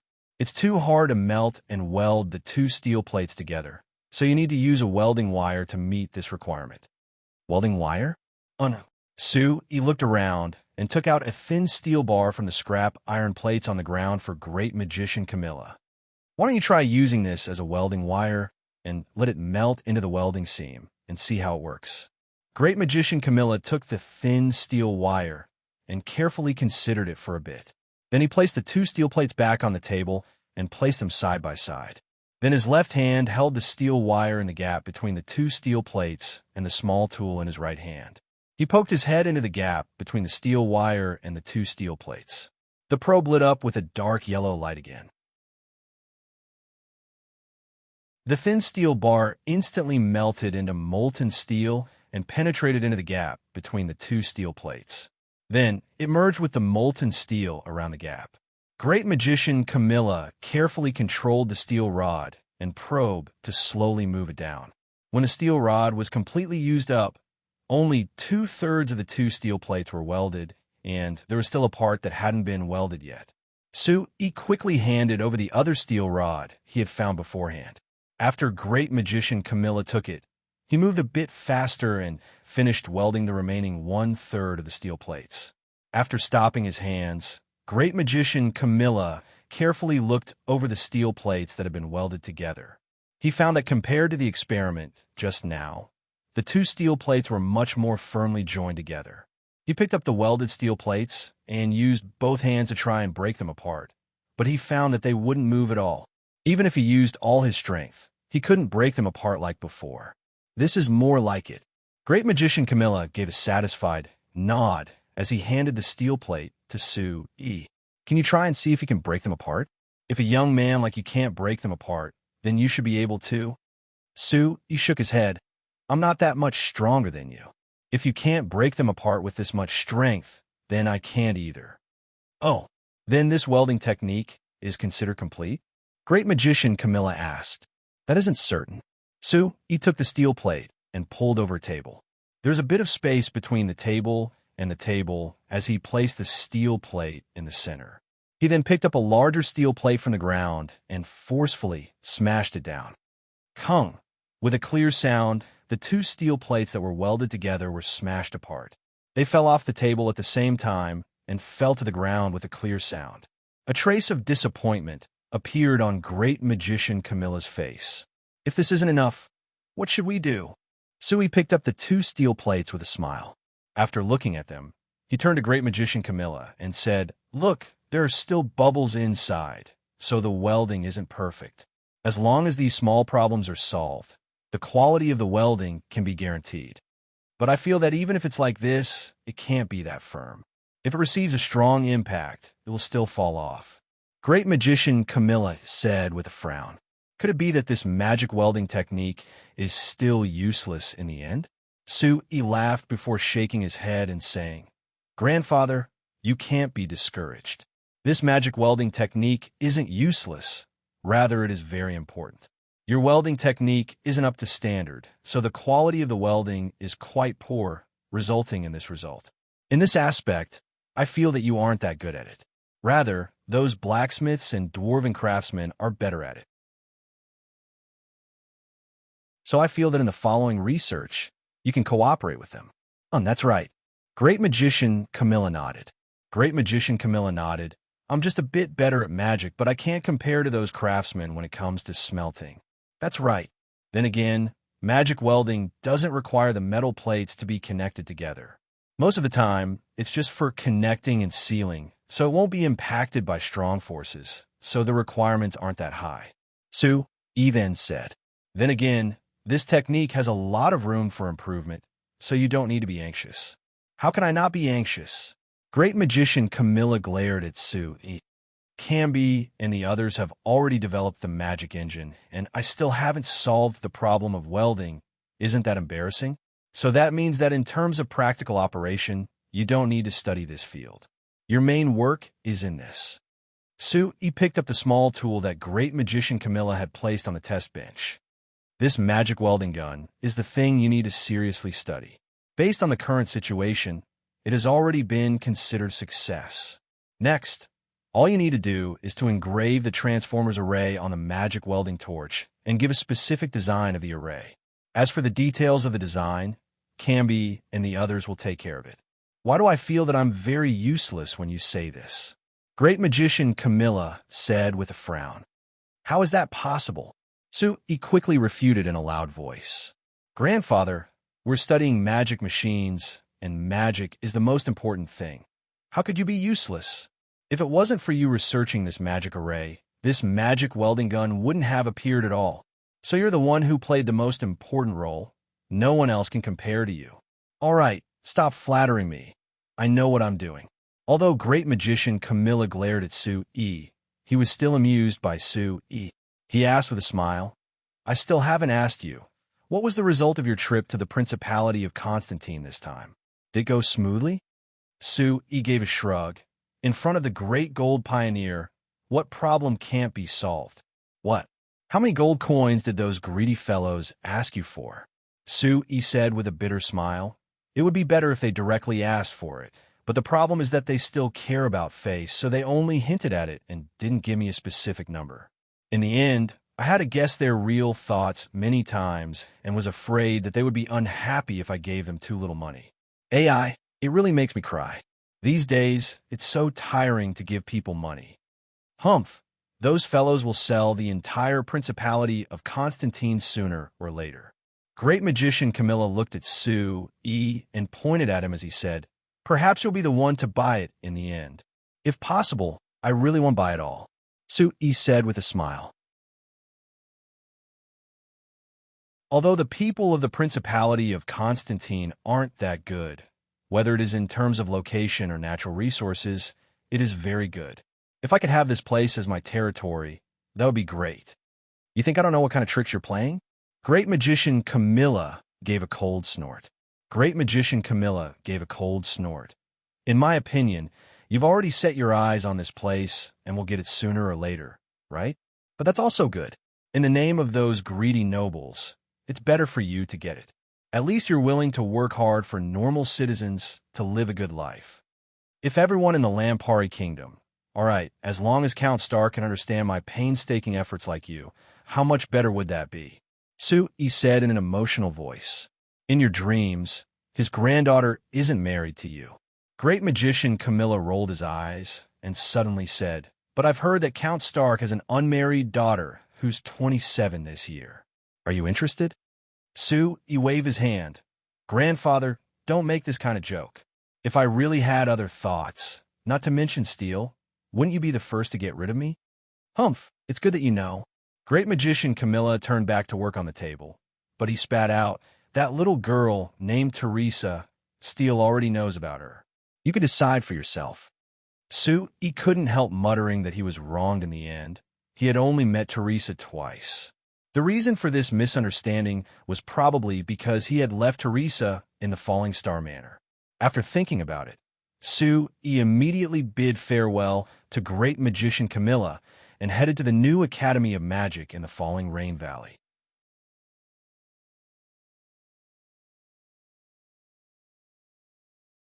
Chapter 380.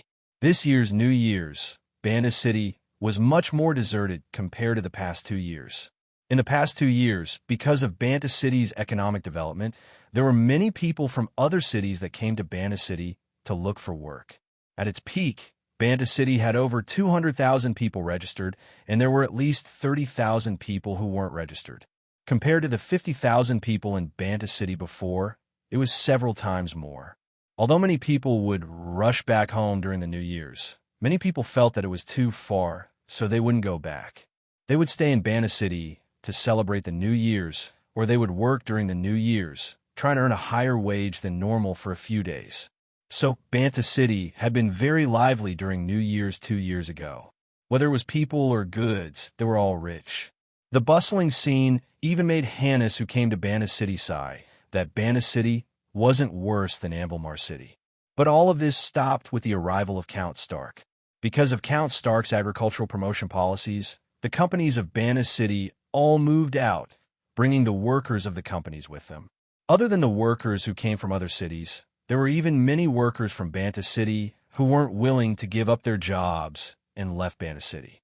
Looking out the window of the city lord's manor, seeing the deserted streets in Banta City that didn't seem lively at all, Count Stark couldn't help giving a deep sigh. Turning back to his desk, he picked up a document and looked it over. Count Stark's knitted brows became even deeper. This document was Banta City's annual revenue report. According to the report, Banta City's annual revenue was 1,170,000 gold coins, which was a bit lower than last year. Although it didn't seem like it fell by much, based on the monthly figures, one could see that Banna City's revenue from January to July had been increasing. Just in these 7 months, the revenue added together was close to 1,000,000 gold coins. However, after August, this number had greatly decreased, and it kept decreasing in the following months. There was even a deficit in the last 2 months, causing the final 5 months' revenue to be less than 200,000 gold coins. According to this trend, Banta City would be in the red next year.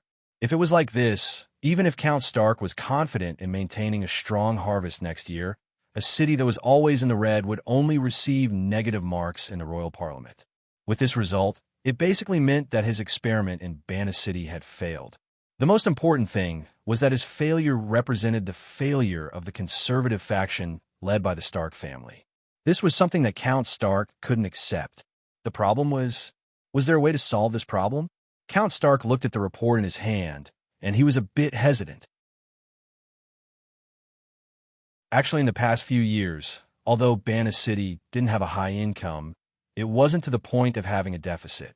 The reason why there was a deficit this year was because Count Stag had invested large amounts of his income into transforming Banna City's farmland and planting crops.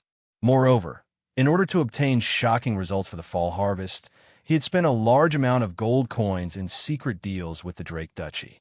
Although he couldn't take this money out of Banna City's own revenue, in order to make up for this loss, he couldn't avoid taking some money from other places as compensation. This meant that if he wanted to maintain the same harvest as this year's fall harvest, Banta City's deficit couldn't be improved. But to solve this problem, the most feasible method that Count Stark knew was to restore the policies that Satsuma Count had when he was city lord and support business development. That way, Banta City's tax revenue would return to the same level as 2 years ago. But not to mention that Count Stark wasn't willing to do this. Even if he was willing, how could the companies that had been driven out of Banna City by his agricultural promotion policies come back because of a single word from him? Thinking of this, Count Stark couldn't help giving a bitter laugh. Actually, when he learned that he was about to become Banta City's city lord, he had done some research on Banna City. The reason why Banna City could develop so quickly in just 2 years was because of the development of the magic machine industry led by the Shinfei Chamber of Commerce. From objective standpoint, Count Stark as the city lord would definitely be the same as Count Satsuma. He would choose to support and promote the new flyer in the magic machine industry, speeding up Banna City's rapid development. But Count Stark couldn't stand from an objective standpoint, so even if he wasn't willing, he had no choice but to oppose Su-E and the new flyer as soon as he came to Banna City. He even issued a series of agricultural promotion policies to ensure that the ideas of the kingdom's conservatives that he represented were correct. Now, the bitter fruit of this idea was bitten by Count Stag first, to the point that even he began to doubt this idea. Just guaranteeing enough food would satisfy the citizens of the kingdom and allow them to live peacefully? Looking at the Shinfei brand magic air conditioner hanging in his office, Count Stark revealed a bitter smile as he fell into deep thought. However, this thought didn't last long as there was a knock on the door of the office. Count Stark calmed himself down and sat back down in his chair before saying in a deep voice, "Come in." When the door opened, Count Stark's secretary came in and reported in a low voice, "Lord City Lord, the new Flyers chairman Sue is here to see you." Count Stark was stunned. Why did Sue choose to meet him today? After considering it, Count Stark nodded. Let him come in. The secretary looked at Count Stark in surprise before leaving with a sound response. After a while, the door opened again, and Sue was led into the office by the secretary. After Sue and Count Stark exchanged greetings, the secretary closed the door and had Sue stay behind to meet with Count Stark alone. Sit. Perhaps it was because of the thoughts that had just appeared in his mind. Count Stark pointed at the chair in front of his desk and took the initiative to show courtesy to Sue for the first time. Sue revealed a faint smile and didn't act polite. After thanking him, he sat down and said to Count Stark, Lord City Lord, I thought that you would return to Amblemar City for the New Year's, but I never thought that you would stay in the City Lord's manor. You really can be considered a responsible City Lord. Count Stark gave a cold snort. If this came from anyone else, I would treat it as a poor flattery, but if it came from you, I would only find it ironic. You think that I am a good City Lord? What a joke. Sue, he shook his head. Although I don't agree with the Lord City Lord's ideas, this isn't related to your responsibility. My praise comes from the bottom of my heart. That's enough. Don't talk nonsense to me. Even you won't believe it. Count Stark waved his hand. He looked at Sue and asked, Why did you suddenly come looking for me today? Just say it. There's no meaning in beating around the bush. All right, then I'll just say it. Sue was silent for a bit before continuing. Lord City Lord, I came this time to discuss the agricultural development of Banta City next year with you. You want to discuss agricultural development with me? Count Stark looked at Sue in a daze, like he had heard a giant joke. Chairman Sue, could it be that it isn't enough for your new flyer to just produce magic machines, and you also want to meddle in grain production? Faced with Count Stark's taunting tone, Sue's expression didn't change as he said with a faint smile, If I have a method to increase Banta City's grain production, does the Lord City Lord think that I'm qualified? Count Stark knit his brows before saying, with a cold smile, You have this method? What a joke. Our Stark family has several hundred years of history in agricultural production. Could it be that we can't compare to a young person like you who isn't even 30 yet? Lord City Lord, I think that even if it is you, you can't deny that the agricultural magic machines I developed have a large effect on increasing grain production, right? So he asked back. Count Stark's expression froze. This was something that he couldn't refute, because even if he targeted Sue and New Flyer at the crucial time of the fall harvest, he still had to borrow the power of the agricultural magic machines Sue developed and produced by New Flyer. It could even be said that without the agricultural magic machines, Banta City's grain harvest would plummet. Thinking of this, Count Stark's expression relaxed a bit as he asked Sue, What kind of new agricultural magic machine has your Frestec Chamber of Commerce developed? No, Sue replied with a shake of his head. Count Stark was instantly enraged. Then are you here to make fun of me? No, how could I dare do this? Sue quickly waved his hand. Lord City Lord, the agricultural magic machines can only help open up farmland, but they can't increase the yield of the farmland. I came looking for you this time to tell you that I have a method to increase the yield of the farmland. How is that possible? Count Stark gave a snort with a look of disbelief. Our Count Stark has several hundred years of experience in grain production. How could there be a method that we don't know that you know? Sue laughed. Lord City Lord, I admit that the Stark family behind you has several hundred years of history in grain production, but compared to the elves' thousands of years of history, isn't it insignificant? Elves? Count Stark was stunned as his gaze looking at Sue became serious.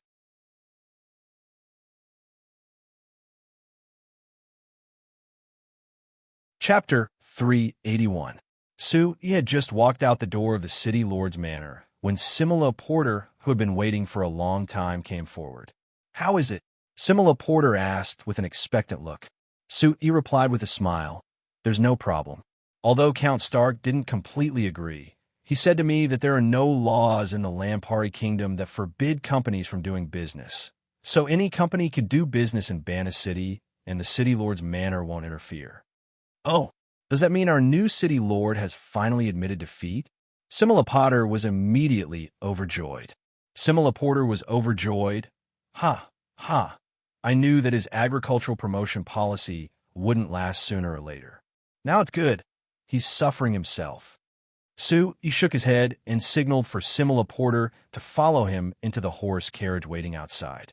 When the horse carriage started moving, he said in a low voice, although Count Starr should have realized his mistake, his basic attitude and position definitely won't change. So we can treat it as him tacitly agreeing that we can continue doing what we stopped, but we can't make it too obvious or be too arrogant.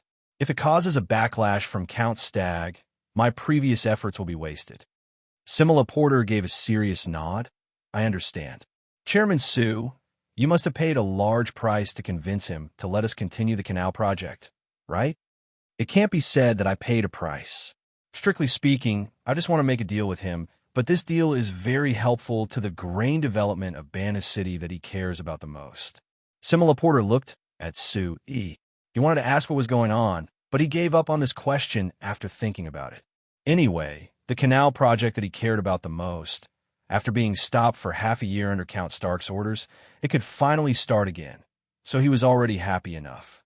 Chairman Sue, did the Lord City Lord say when we can start? Simila Porter kept asking.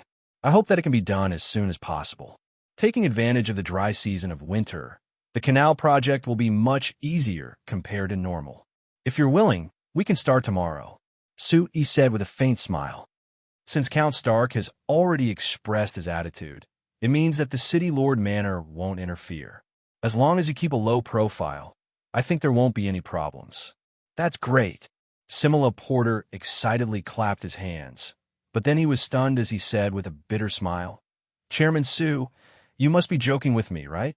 Tomorrow is the first day of the year. How many workers are willing to work at this time? It's good that you know. Sue laughed. So you can't be too anxious. How about this? We'll temporarily start work on the 7th day of the new year.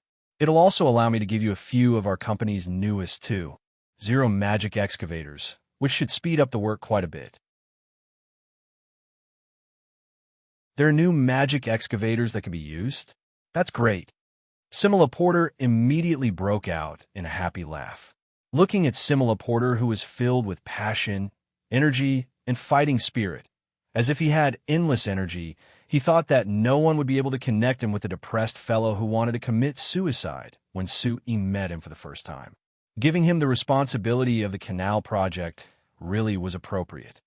Right, Chairman Sue, when I was helping Eiffel City clean up the Rum River, the Eiffel City Lord asked me about the magic excavators, magic excavators, magic excavators, and other construction magic machines. I recommended your new flyer to him. I think that after New Year's, Eiffel City should send someone to discuss the matter of buying these magic machines. Simila Porter then said, Oh, this means that you've helped our company pull in some business. Should I give you a commission according to the rules? Sue said in a teasing voice. Simila Porter quickly waved his hand. Chairman Sue, don't joke with me like this. I really want your new flyers construction magic machines to popularize the Lampari Kingdom. When that time comes, my fleet will be able to move unimpeded through the Lampari Kingdom. After pausing, he then asked that, Chairman Sue, speaking of fleets, when will the magic boats you mentioned be made? I'm very sorry, I can't give you an exact time. He shook his head, but I can tell you that the most important technical problems of the magic boats have already been solved. So I'm certain that this thing will be developed in the next few days. According to my estimation, when the canal connecting the Sandy River and the Rum River is truly opened, you can lead such a fleet to sail over. Really? That would be great. Simila Porter excitedly waved his fist. He looked at Sue with a wide smile as he said, Chairman Sue, there are times when I really don't know if I should hate you or thank you. If it wasn't for you, my fleet wouldn't have fallen to the point where there was no business to do, forcing me to have thoughts of suicide. But if it wasn't for you, I wouldn't have been saved and I would have had the fleet of my dreams. Sue gave a shrug. It's up to you. You can hate me or thank me, but you've done what I wanted you to do, and that's enough. Yes, what you said makes sense. Simila Porter nodded heavily. Simila Porter gave a strong nod. It has to be said, Chairman Sue, your boldness is much greater than normal people's. I don't need to worry about those random things when cooperating with you. It's much easier. It's good that you're satisfied. We'll have many chances to cooperate in the future. The two discussed the canal project for a while before the horse carriage carrying the two of them left Banda City. Simila Porter declined Su Yi's invitation to be a guest at the Falling Star Manor and changed into another horse carriage, heading to the mouth of the Sandy River. Based on his appearance, it was clear that he didn't care about the New Year's and wanted to quickly open the canal. Su Yi admired his work spirit, but he wouldn't do the same thing as him. To him, he could focus on work at other times, but with the New Year's coming, the most important thing was to spend time with his family and enjoy the New Year's. When the horse carriage entered the Falling Star Manor, Steele immediately came out to greet them. After seeing Su Yi, Steele had a ghost of a smile that was a bit strange. Su Yi wiped his face and said in a confused voice, "It's nothing, right? Why are you looking at me like this?" Steele came over and reached out to pinch Su Yi's face before giving a soft snort. "I don't mind if you want to keep a mistress, but why did you discuss this with Evita? Could it be that you also have thoughts about Evita?" Su Yi was stunned before loudly complaining. "When did I want to keep a mistress? Then again, what does this have to do with Evita? I just wanted to ask her about your thoughts." Seeing Su Yi's nervous appearance, Steele wanted to keep a straight face, but she couldn't help laughing in the end. She even couldn't help holding her stomach as she bent over in laughter. Seeing her appearance, Su Yi knew that she wasn't angry and instantly calmed down. When Steele calmed down a bit, Su Yi hugged her and pulled her into his embrace. He looked at her and said with a soft snort, "I really underestimated the deep friendship between you and Evita. She even told you this kind of thing. Isn't she afraid that I'll cause trouble for her?" "You won't." Steele gave a soft snort. "Our respectable, peerless man, Su Yi, Chairman Su. How could he be so petty as to cause trouble for a girl like Evita? Don't you think so?" Su Yi glared at her in annoyance. "What? Is this what Evita told you?" "Of course not. Don't you know what kind of personality Evita has? She praised you for half a day in front of me and even told me to cherish you. She said that a good man and husband like you is one of a kind, and I can't let you hate me. So, I have to be good to you. Hey, to be honest, Su Yi, what do you think of Evita? What do you mean by asking this question?" Su Yi asked back with a frown. "Answer my question first. Then what are you talking about?" "I'm talking about her as a girl. What do you think of her as a man?" Steele continued to ask. "This is very good. I feel that Evita's personality is quiet, kind, and considerate. She will think of others and is a very good girl. Then do you think she's pretty?" Steele asked again. Although she's not as pretty as you, she can still be considered pretty. The most important thing is that she makes people feel comfortable. I think that as long as it's a man, they would like a girl like her." Seeing that Steele was very serious, Su Yi honestly replied, "So you're saying that you like her too?" Su Yi frowned again. "Steele, what's wrong with you today? Why you have to ask this question? I do think that Evita is a very good girl, but this has nothing to do with whether I like her or not." Steele stared at Su Yi for a while. Her large eyes turned, and she suddenly revealed a charming smile. She lightly kissed Su Yi's lips and pulled his hand into the manor. She didn't plan on continuing this topic. Su Yi was confused by Steele's strange reaction. But thinking about how people often told him that a girl's mind was hard to understand, he shook his head with a smile and didn't ask anymore.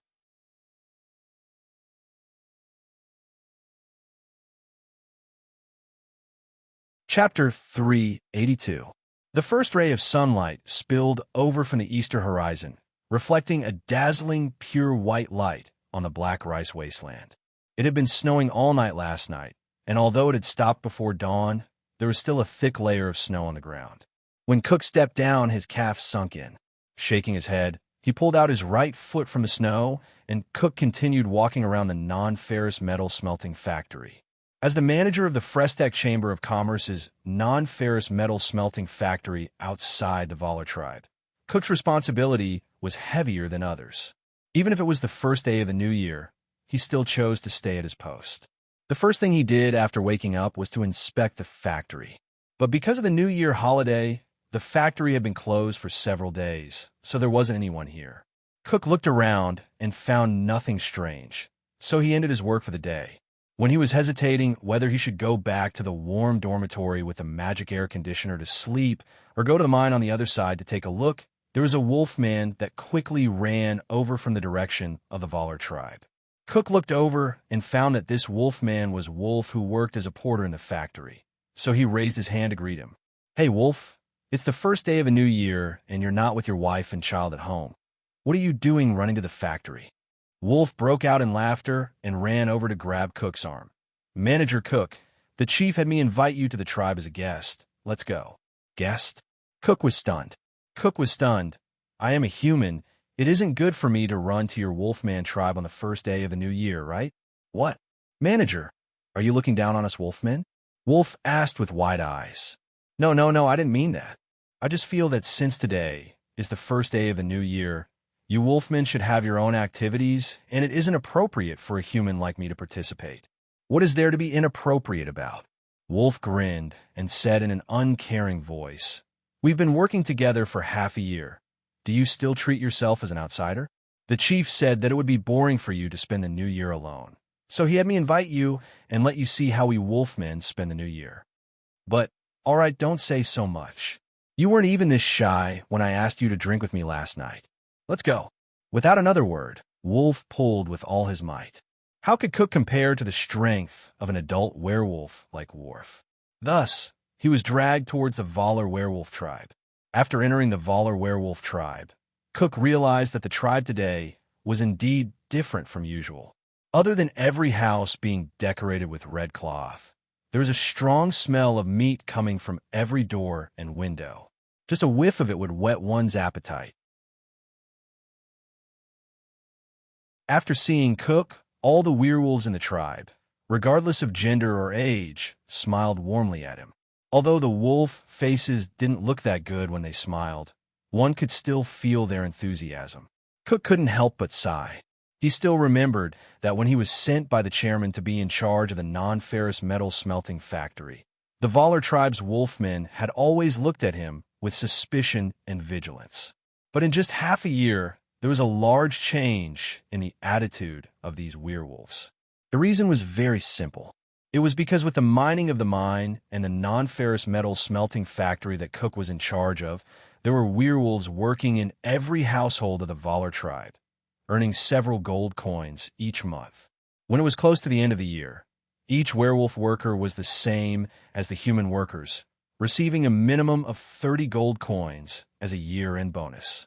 With this stable income, adding in the fact that they were equal to humans in purchasing goods with their labor cards, the lives of the Valar tribe's wolfmen had clearly improved. For example, not only did Chief Valar's wooden house have magic air conditioners installed on the walls, making the room as warm as spring, there were also household magic machines like the magic stove, the magic kettle, the magic bread maker, and other household magic machines. Of course, they were all Shin-Fei brand. Cook looked over these household magic machines, and he couldn't help secretly laughing in his heart. Last time when the company's CEO, Kinner, came to inspect the non-ferrous metal smelting factory, he had secretly talked to Cook about the Valar tribe's werewolves buying Shin-Fei brand household magic machines. According to the statistics, in just half a year, these werewolves had bought over 300 magic air conditioners and over 500 magic stoves from New Flyer. As for the other household magic machines, each household had one or two. Just by selling these household magic machines to them, it could be said that the Frestek Chamber of Commerce had earned back all their wages. This meant that the Frestek Chamber of Commerce didn't spend any money on these wolfman workers. These werewolves were very grateful to New Flyer, so they were very friendly and respectful to Cook. In the end, their lives were much better compared to before. Right now, the Valar tribe's wolfmen had already become the most envied beastmen tribes in the Black Rice Wasteland. When the other beastmen saw the good living conditions of the Valar tribe, they quickly changed their attitude towards cooperating with humans from their previous vigilance and resistance to cooperating with humans to being more proactive and welcoming. Not far from the Valar tribe, there was a production base built by the 4 merchant guilds. In just 2 short months, a prototype had been built. If it wasn't for the fact that it was winter and the black rice wasteland was even colder and they had to stop construction, perhaps 1 or 2 factories would have already started working. Come, factory manager Cook, let me give you a toast. Chief Fowler's voice woke Cook from his thoughts. Seeing the giant wine cup in Chief Fowler's hand, he gave a bitter laugh in his heart before drinking it all. Good. Straightforward enough. I like humans like you, Manager Cook. Patriarch Voller praised and filled Cook's wine glass to the brim. Come, let us give a toast to your new Flyers chairman, Sue. Although he isn't here, I still represent all of our clansmen in thanking him. If it wasn't for him choosing to invest near our tribe, our clansmen wouldn't have had such a good life. Come, let's toast. Cook naturally couldn't reject this toast. Looking at the giant wine cup in his hand, he shook his head. He never would have thought that he would be drunk on the first day of the new year in a beastman tribe. Come toast. With this thought, Cook raised his cup and clinked it with Chief Voller's before drinking it all. Hashtag. When Cook drank his second cup of wine, Old Man Ophelia had just led Archie out. He was planning on going to the houses of the other farmers from Banda City to give them a New Year's greeting. Looking at the bright sunlight above him and feeling the warmth from his body, Old Man Ophelia muttered before shaking his head with a strange expression. He was already 54 this year, but this was his first time spending New Year's outside Banda City. This feeling really was strange. Moreover, the climate in the Principality of Constantine was different from the Lampari Kingdom. If it was Banta City, even if it wasn't snowing, it would be very cold. Every year, when they went out to give New Year's greetings, Old Man Ophelia would wear thick cotton clothes to resist the cold. But now that they were in the Principality of Constantine, the New Year's weather here was around the same as Banta City's spring and autumn. Old Man Ophelia only needed to wear a jacket to go out. Archie beside him was young and strong, so he only wore a single shirt and didn't even have a jacket. Of course, what was different from last year was that Old Man Ophelia and Archie were wearing new clothes made of fine materials. Compared to last year, where they could wear new clothes without any patches, it was without a doubt much better. Looking at Archie, who was wearing a set of clothes that cost 13 gold coins, looking very handsome, Old Man Ophelia's heart was filled with gratitude towards Sue E. and the new flyer.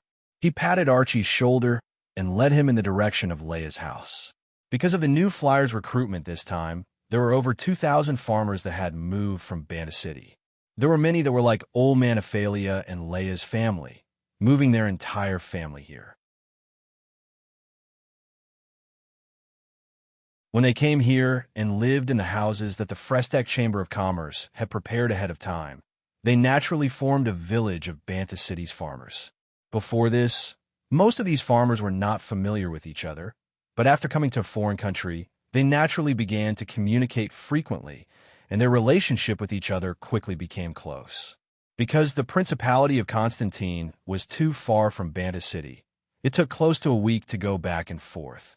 So during the New Year's this year, most of the farmers chose not to go back and stayed here to celebrate. After Old Man Ophelia and Archie came out, there were countless people who greeted them and wished them New Year's. When they came to Leia's house, Leia's father was also preparing to go out. When he saw Old Man Ophelia and his son, he quickly welcomed them in. Archie respectfully wished Leia's parents a Happy New Year. Then he ran into the room and pulled Leia, who had just put on her new clothes, out. Seeing Leia, who looked even more beautiful after putting on her new clothes, standing together with Archie, Old Man Ophelia's heart skipped a beat. He looked at Leia's father and signaled him with his eyes. Leia's father understood and waved his hand at Archie and Leia. All right, you two can go out and play. You don't need to worry about the family matters. Just remember to come back for lunch. Archie happily grabbed Leia's hand. Let's go, Leia. Let's go to the pier by the sea to play. I've already rented a boat from the fishermen by the sea. We can go out to play. Think about it. Being able to go out to sea on the first day of the New Year's. How fun would that be? Leia also had an excited look as she asked her father with her eyes. After receiving an affirmative answer, she gave Old Man Ophelia a bow and happily ran out with Archie. Seeing the two happily leaving, Old Man Ophelia revealed a smile. He turned to Leia's father and said, I think these two children are quite compatible. How about we just let them get married? Contrary to Old Man Ophelia's expectations, Leia's father didn't hesitate at all and directly nodded. I already had this idea. After the New Year's, we'll find a good time to let them get married. Leia's mother on the side also nodded and said, That's right. Letting them get married early is also good. If they stay together all day, something will happen sooner or later. Old Man Ophelia looked at Leia's mother and thought about it, but he couldn't refute her. If young people like Archie and Leia stayed together for a long time, it really was hard to predict what they would do. But Old Man Ophelia was very satisfied with the quick reaction of Leia's parents. Thinking of why they agreed so quickly, it must be because his family had moved here and could earn several hundred gold coins each year. Old Man Ophelia's heart was filled with gratitude towards New Flyer. All right, let's discuss this. Archie and Leia, who were running towards the sea, never thought that their marriage would be decided by their parents at this time.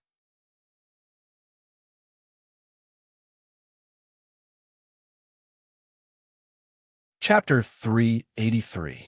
Without him knowing, it wasn't just Archie and Leia who were set in marriage. In the north of the Lampari Kingdom, in the Muerto Mountains that were over 1,000 kilometers away from the Shinfei farms, Viscount Leslie looked at the letter in his hand and gave a cold laugh.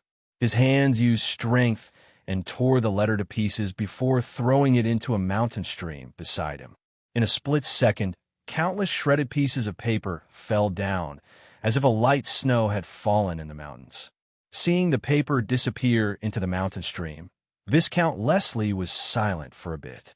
He turned around to look at his Northern Army colleagues and thought that they must be the same as normal people, envious that he was born into a large noble family like the Stag family.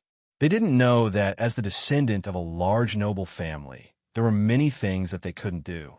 For example, in a letter his mother sent, it said that his family had already set a marriage for him and didn't allow him to reject it.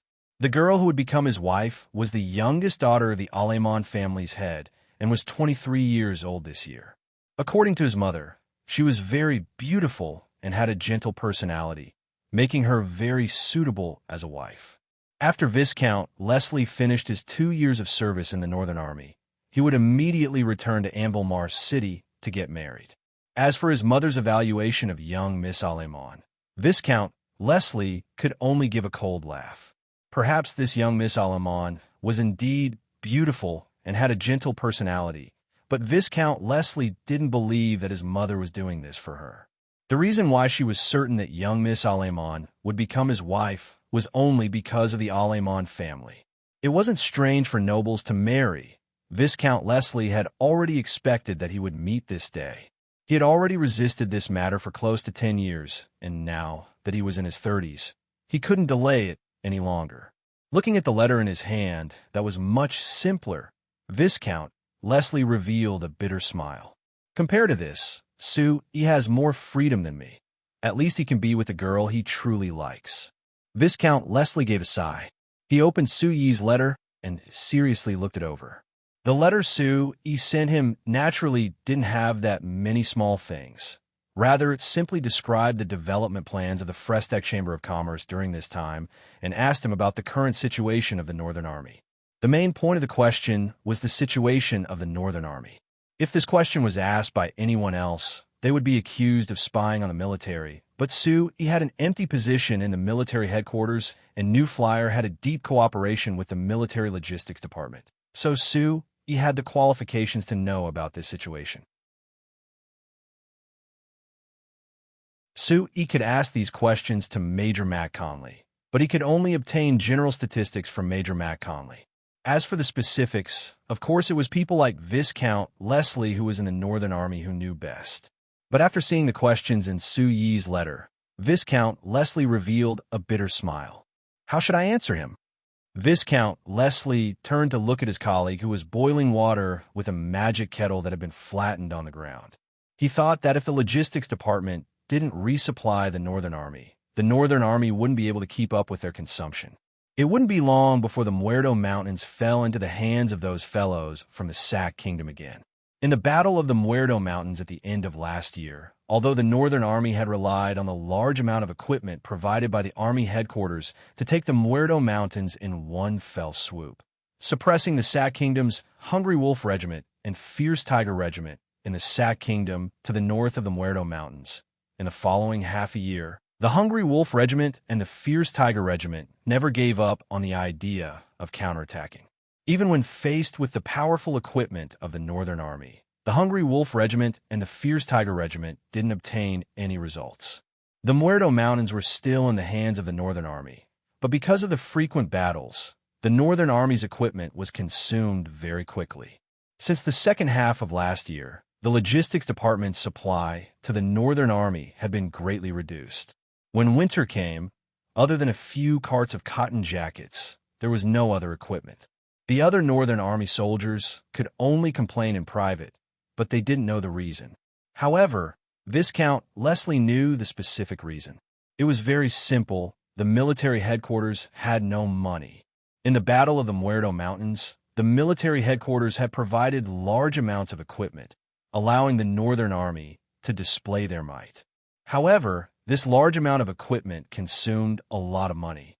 Although the equipment and armor were all made with the production magic machines from the new factory, which greatly reduced the cost and saved a lot of money, the logistics department couldn't support this large consumption. He had mentioned this problem in the letter he sent to Viscount Leslie before. He said in his heart that although the Frestec Chamber of Commerce had lowered most of the equipment to cost, the Army headquarters still couldn't take out the money to buy them. He was deeply worried about this situation. If the military headquarters didn't have enough money and it was impossible for the new flyer to provide for free, there would be a problem with the Northern Army's equipment. Once spring came and the Sac Kingdom's army launched a counterattack, the Muerto Mountains would be very dangerous. In the letter, he had hinted to Viscount Leslie that if there was any danger, he had to leave as soon as possible to protect his own life. Now in this recent letter, he had clearly expressed his worries. The military headquarters hadn't made any orders to the new flyer in 3 months, which meant that the military headquarters couldn't support the Northern Army's equipment consumption at all. This also meant that the Northern Army's current situation was very dangerous. Seeing hinting at the end of the letter that if things were bad, he had to find a chance to leave ahead of time, Viscount Leslie couldn't help giving a sigh and shaking his head. Of course, he knew that had good intentions, but he had already served in the Northern Army for close to 2 years. Even if he was mainly responsible for logistics, he had experienced quite a bit of blood with his colleagues, so he had deep feelings for the Northern Army. Although he knew that the Northern Army's current situation wasn't good, Viscount Leslie wasn't planning on leaving by himself, but he was clear that his power as a single person was limited. With his current abilities, he couldn't solve the Northern Army's true problem, which was that the military headquarters had no money. Thinking of not having money, Viscount Leslie felt a deep disgust towards Count Stagg, who was far away in Banda City, who was his blood-related uncle. He also felt a deep hatred towards the ideals his family had always insisted on. There was clearly a better way to make the kingdom rich, but these rotten fellows only cared about their own benefits. They deliberately ignored all of this and even tried to suppress it. In their eyes, the rise and fall of the kingdom, the good and bad lives of the citizens, wasn't it more important than the long-term survival of their family? A group of idiots. The world is about to change with the appearance of but you still want to hold on to those old ideas. If you continue like this, you will become the sinners that cause your entire family to be eliminated. Viscount Leslie narrowed his eyes and thought for a bit. He took out 2 pieces of paper and wrote a reply to first. He described the difficulties the Northern Army was facing in the letter and hoped that could help solve this problem as much as possible. The second letter was a reply to his mother. In this letter, Viscount Leslie expressed that he was willing to accept the family's arrangements and return to Anvilmar City to marry young Miss Alemon. At the same time, he used a very serious tone to reveal another meaning. Leslie Stagg, would use his greatest efforts to obtain the position of head of the Stagg family. ####. While Viscount Leslie was seriously writing his reply, Lampuri XIII was in the royal palace looking at the Lampari Kingdom's year-end financial report in his hand, and his lips curled into a faint smile. This year's financial report was much better than last year's. Compared to last year's financial income of less than 2 million gold coins, this year's financial income had broken through 3 million gold coins. It could be said that it had made a huge leap. However, as the king of a country, Lampuri XIII's perspective wasn't that simple. 2 years ago, the Lampari Kingdom's annual revenue was only over 1 million gold coins. But starting last year, it had leaped 2 years in a row. The reason for such a large change was that it could be seen from the financial report. Of the increase, over 90% came from business tax. If one were to focus on the business tax, it could be seen from the additional report of the business department that 40% of the 90% increase in the business tax actually came from the merchant guilds that produced magic machines. In the report, the new flyer kept being mentioned. In a single year last year, the new flyer had paid over 300,000 gold coins in tax to Banta City in the first half of the year, and 110,000 of them had been turned into the national treasury. In the second half of the year, because the new flyer had been moved to Viscount Su Yi's territory, the tax paid by the Xinfei Chamber of Commerce would belong to Su Yi. In the end, it would be turned into the national treasury by Su Yi, totaling 270,000 gold coins. Other than that, because the new flyer had obtained free trade rights, when the new flyer did business with other countries, their taxes wouldn't go through Banta City and would go directly to the national treasury. Even if the new flyer's investment in the Black Rice Wasteland, the Principality of Constantine, and the Kingdom of Ruhr had just begun, they still had to pay over 130,000 gold coins in taxes. So in just a single year, just the Frestec Chamber of Commerce had paid a large sum of over 500,000 gold coins to the state treasury. This didn't include the influence of the new flyer, which was the taxes of the magic machine companies that appeared in the kingdom. If this was added together, of the 3 million gold coins the Lampari Kingdom collected in taxes last year, over 1.5 million gold coins have been influenced by the new flyer. Moreover, in the tax of the other companies, although it wasn't related to the magic machines, it was still influenced by the new flyer. Take the Armani Chamber of Commerce in Banta City that specialized in clothes. Because of the magic textile machine developed by the new flyer, the Armani Chamber of Commerce's production capacity had greatly increased. Although the price of the clothes they sold had decreased, because of the increase in sales, their profits had increased by leaps and bounds. According to the statistics, the Armani Chamber of Commerce had paid a total of 320,000 gold coins in taxes last year. Other than that, the Amsterdam Chamber of Commerce that was in charge of laying roads all over the kingdom had also paid 260,000 gold coins in taxes last year. Or the Renekton Chamber of Commerce. After looking at it for a while, Lampuri XIII suddenly found that just the large companies that belonged to Banta City had paid close to 1.5 million gold coins in taxes to the national treasury. As for the taxes Banta City paid this year, it was only a trivial 190,000 gold coins. Compared to last year, it was without a doubt far worse. Seeing this clear comparison, Lampuri XIII couldn't help giving a cold laugh. I want to see what those fellows still have the face to say.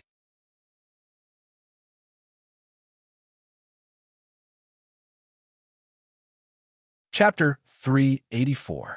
It had been a month since year 3782 of the continent's new calendar, so the people of the signs had already gotten rid of the New Year celebration and returned to their normal lives. But for the people of Banta City, once the new year began, there were some changes in Banta City. After Count Stark became the city lord last year, he greatly promoted agriculture promotion policies and targeted the new flyer, reducing all the business activity in Banta City to zero. But as soon as the new year began, the new flyer held a press conference in Banta City. They announced that the new flyer would be developing new magic machines this year, continuing to work hard to improve the lives of the people of Banta City.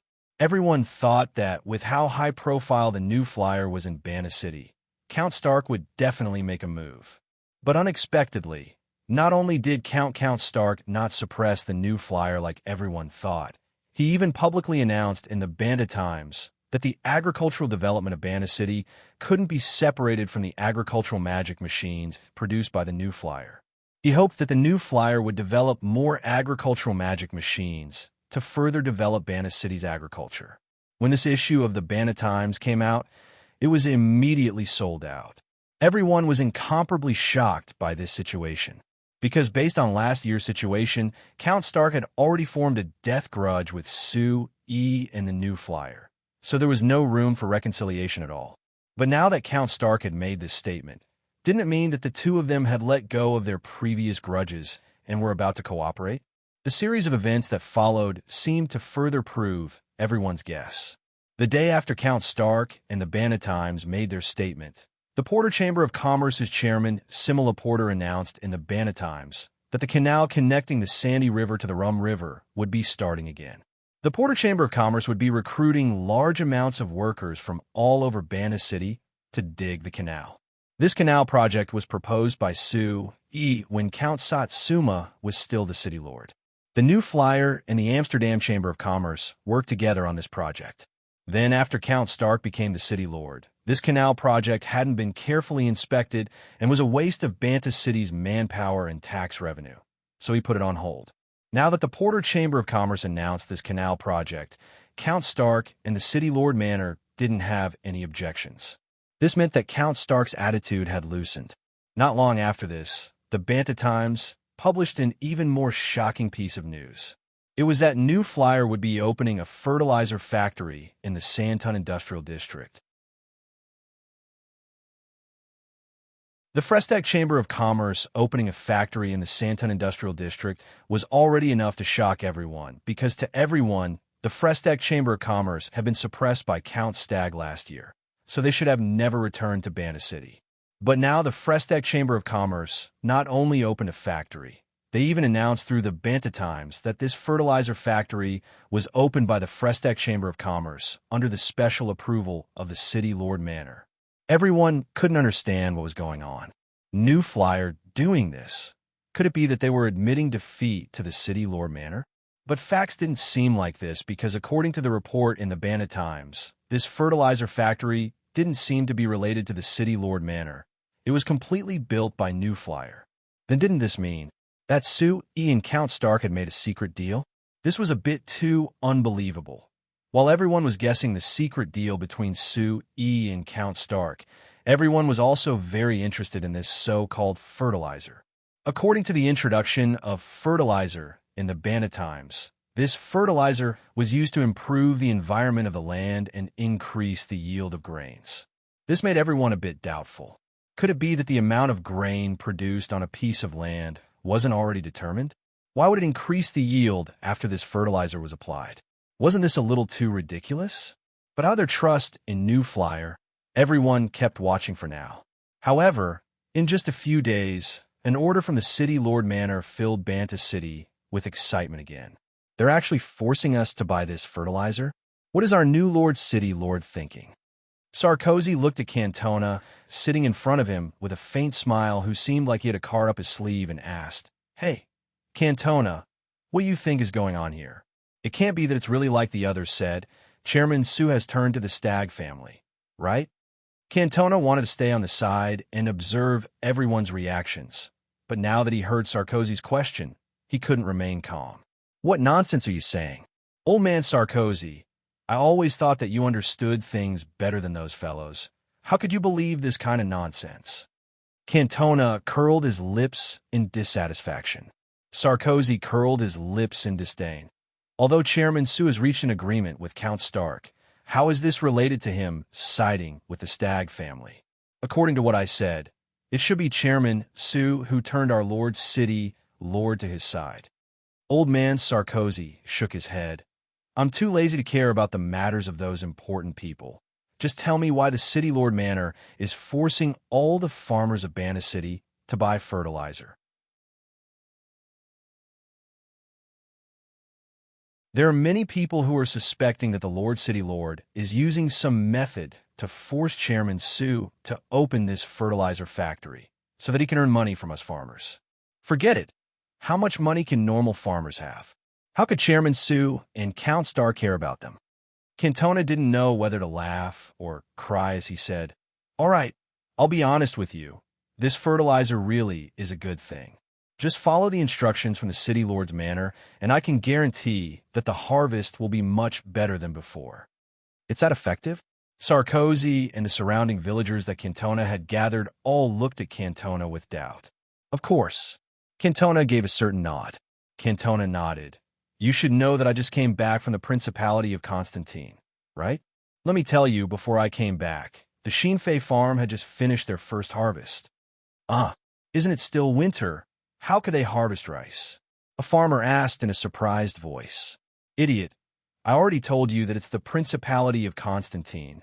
The climate there is different from here. Isn't that right, Cantona? Another farmer said. The Principality of Constantine has a mild climate all year round. So even the coldest time is the same as our spring. So they can plant rice 3 times a year, and it grows very quickly. Before I came back, they had just harvested the rice that was planted in winter. Take a guess, how much did they harvest? Seeing the mysterious look on Cantona's face, everyone knew that this number was much higher than normal. Sarkozy thought for a bit before saying, according to the standards of Karma City, 1 hectare of rice is around 2 tons. Based on your appearance, it's definitely higher than this, so I'll count it as 3 tons per hectare. Is it like this? No, it's even higher than this. Cantona shook his head with a smile. Let me tell you, in the 20,000 hectares of farmland this year, we harvested a total of 70,000 tons of rice, averaging close to 4 tons per hectare. It can't be. How is that possible? What a joke. All the peasants, including Sarkozy, stood up in shock. For old farmers like them who had been farming for many years, they were very clear on how much grain they could produce. Sarkozy guessing that 2 tons per hectare was already a very bold guess, because even in Karma City, where rice was rather developed, 1 hectare of rice could only harvest around 2 tons per hectare. Moreover, one had to have a good harvest to reach this number, so it was very hard to reach in a normal situation. Why would I joke with you all? Let me tell you, this is the strength of the fertilizer. In the 20,000 hectares of farmland that have been reclaimed, we have used the New Flyer's newly developed fertilizer, and the effects are very good. If you don't believe me, you can ask the people from Urbana City. Sarkozy shook his head. They are all in the Principality of Constantine right now. How could we go that far to ask? Sarkozy gave a snort before asking, all right, Cantona, I believe you, and I believe in the New Flyer and Chairman Su even more. Since this fertilizer is this useful, we'll have the farmers of Urbana City use it. But Cantona, can you tell me why this fertilizer is so useful? Right? Let us know what is going on, and it'll be easier to tell others.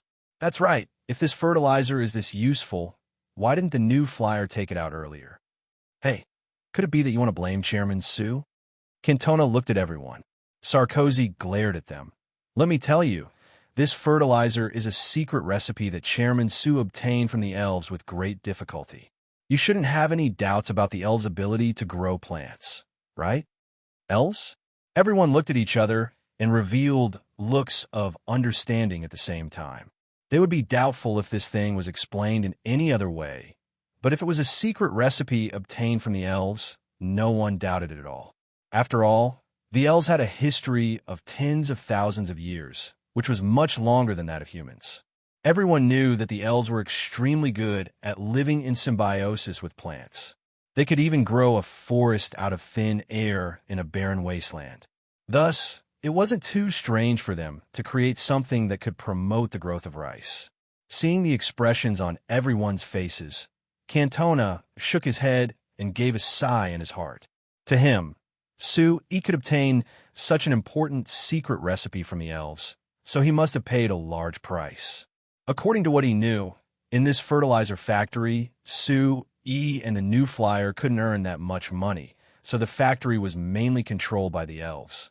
Spent this much effort to solve this problem because he was thinking of the farmers of Urbana City. However, even like this, he was still doubted by the farmers of Urbana City, which really made people feel that it wasn't worth it.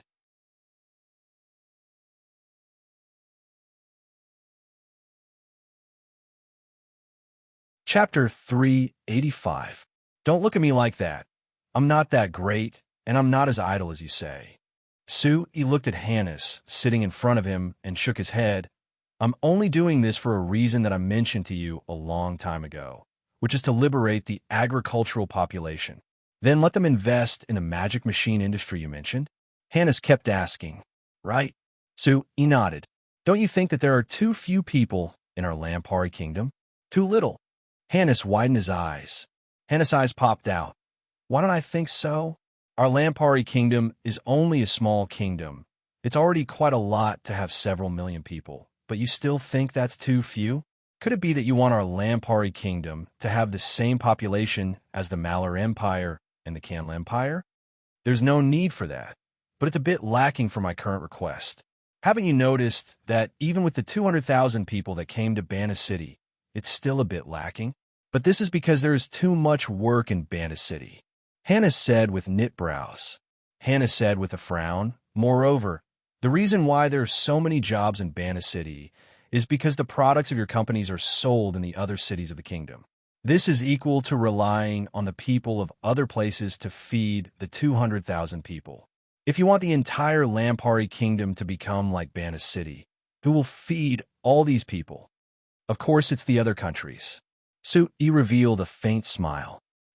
He revealed a faint smile. Not to mention that the Lampari kingdom only has 5 million people. Even if there were 50 million people, we could easily feed them. Moreover, I'm not talking about feeding them. Rather, it's living a good life. Isn't your thinking a little too naive? Hannes shook his head. Hannes shook his head.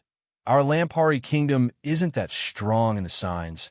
How could the other countries be so stupid as to feed us? He glanced at Hannes and thought that it would be too troublesome to explain to him how much change the Industrial Revolution would bring to a country. Moreover, Hannes might not understand, so he gave up on the idea. Anyway, Hannes came to Bana City this time just to interview the new fertilizer factory, secretly collecting information on the fertilizer for the kingdom's high level. Discussing these deep matters that would affect the Lampari kingdom with him, it was better to wait until 70 came next time.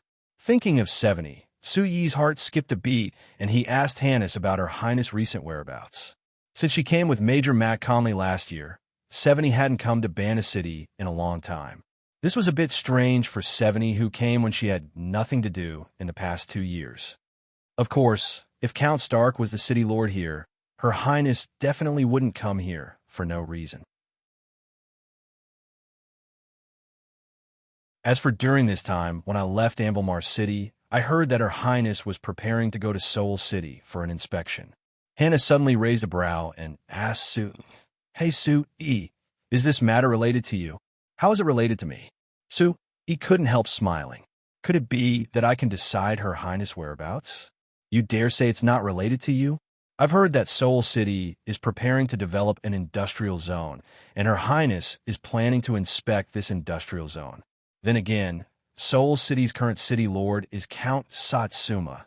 You dare say that this industrial zone development isn't related to you? Why wouldn't I dare say it? He gave a soft snort. To tell you the truth, Count Satsuma developing an industrial zone in Seoul City was something he thought of himself. I didn't give any suggestions at all. Of course, our new flyer does have plans to invest in Seoul City, but it will take at least the second half of the year to implement it. Hannes shook his head. Speaking of this, I remember that a few months ago, the Drake Duchy's Princess Caroline came to Bana City. Seoul City is that close to the Drake Duchy, and your new flyer is planning to invest in Seoul City. Could it be related to Princess Caroline? Hey, Sue-e, I've heard that Princess Caroline is very beautiful. Have you been charmed by her? Seeing the smile on Hannah's face, Sue-e didn't know whether to laugh or cry. This fellow really had a sharp sense of smell. He had never told him about this before, but he could make such close inferences from these clues. He really was a natural journalist. But this matter was still a private agreement between the new flyer and the Drake Duchy, so it wasn't convenient to reveal it. Moreover, his contact with Princess Caroline last time was too awkward, so he wasn't willing to talk about it, so he just gave a vague explanation. Hannes naturally didn't believe him and wanted to ask, but he was firmly rejected by Sue-e. Seeing Sue-ye's firm attitude, Hannes had no other choice. He could only change the topic to the main topic, the fertilizer factory. In their conversation just now, he had already told Hannes that after using fertilizer, it could increase the yield by half or even close to double. Moreover, this result had been verified on the 100,000 hectares of land the new flyer rented in the Principality of Constantine. Hannes was very shocked by this result, so he was very confused as to why he would choose to build a fertilizer factory in Bana City. He even wanted to cooperate with Starcount, who didn't like he and the new flyer. In his opinion, he had a good tool like fertilizer, so if he set up a fertilizer factory in the Falling Rain Valley, he could easily earn a large amount. Yi's explanation was to free Banta City from the agricultural development restrictions that Count Stark emphasized. He wanted to release the labor force from the farms and put them into the development of the magic machine industry. Hannes didn't understand this, and he was too lazy to explain it to him. But of course Hannes wouldn't just ask this question, he wanted to ask for more detailed data. Normally speaking, how much fertilizer does 1 mu of farmland need? Hannes took out a small book to record. It depends on what kind of crop and what kind of fertilizer it is. It can't be generalized. He said, for example, we're planting rice in the Principality of Constantine, and we're using the number 1 fertilizer. According to the results of our experiments, we only need 25 to 30 kilograms of fertilizer per mu of farmland. As for wheat, the fertilizer factory has already developed the number 2 fertilizer for wheat. As for how much we need to spread, we need to do further experiments to know. Hannes nodded, 25 to 30 kilograms per mu of farmland. Let me calculate. Based on this, just to satisfy the needs of Bana City, we need several 100,000 tons of fertilizer, right? This fertilizer factory is this small. Can it keep up? He said with a faint smile. You can be assured about this. Right now, this fertilizer factory's monthly output is around 50 to 60,000 tons. Although it can't satisfy the needs of Bana City's spring plowing, when it comes to the fall harvest, there shouldn't be a problem. But if the effects of the fertilizer are good enough, the entire kingdom will have a large demand for it. Just a single fertilizer factory is far from enough, right? Hannes asked. This is a matter for the future. I don't dare guarantee anything right now. Yi said with a smile. Seeing the deep smile on Yi's face, Hannes gave a sigh. After thinking about it, he asked, then as for this fertilizer, I've heard that your new flyer and the elves worked together to develop it. Can you tell me the specifics? It said that we worked together. Actually, we just provided the idea. As for the development of this fertilizer, it was all done by the elves. Our new flyer didn't meddle at all. He spread his hands. So if you ask me how this fertilizer is made, I can't answer you at all. Hannes knit his brows. This isn't good. If this fertilizer is really as important as you say, and the most important formula and production process is in the hands of the elves, wouldn't it be very disadvantageous for us? Looked at Hannes and smiled without saying a thing. Hannes immediately understood and erased this question from his notebook. He began to ask about the details of the fertilizer factory. After this interview, he wanted to invite Hannes to lunch, but Hannes said that he had to quickly interview Count Stark, so he rejected Yi's invitation. Right, Yi, let me tell you some good news. Before leaving, Hannes winked at Yi. According to the information I've gathered, His Majesty has already made his decision. If nothing unexpected happens, this Count Stark won't be able to stay in the city lord position for long. Oh, he was a bit surprised, but he wasn't too pleasantly surprised. Actually, although Count Stark had been targeting Yi and the new flyer since he took over as Bana city lord, this had also changed the direction of the new flyer's development.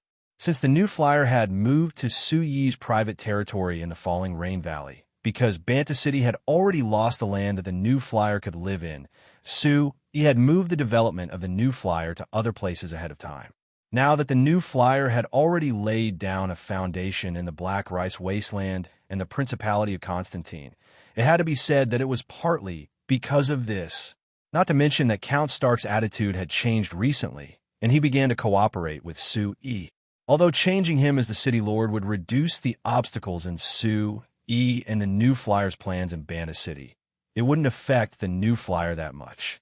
Moreover, if a new city lord was changed in such a short period of time, the development of Banda City would definitely be affected. Su-yi's only hope was that the new city lord would be like Count Satsuma, considering the development of Banda City and not just his own position. You're tuning into the Warrior Lore YouTube channel. Don't forget to subscribe and join us on this journey to catch the most captivating stories.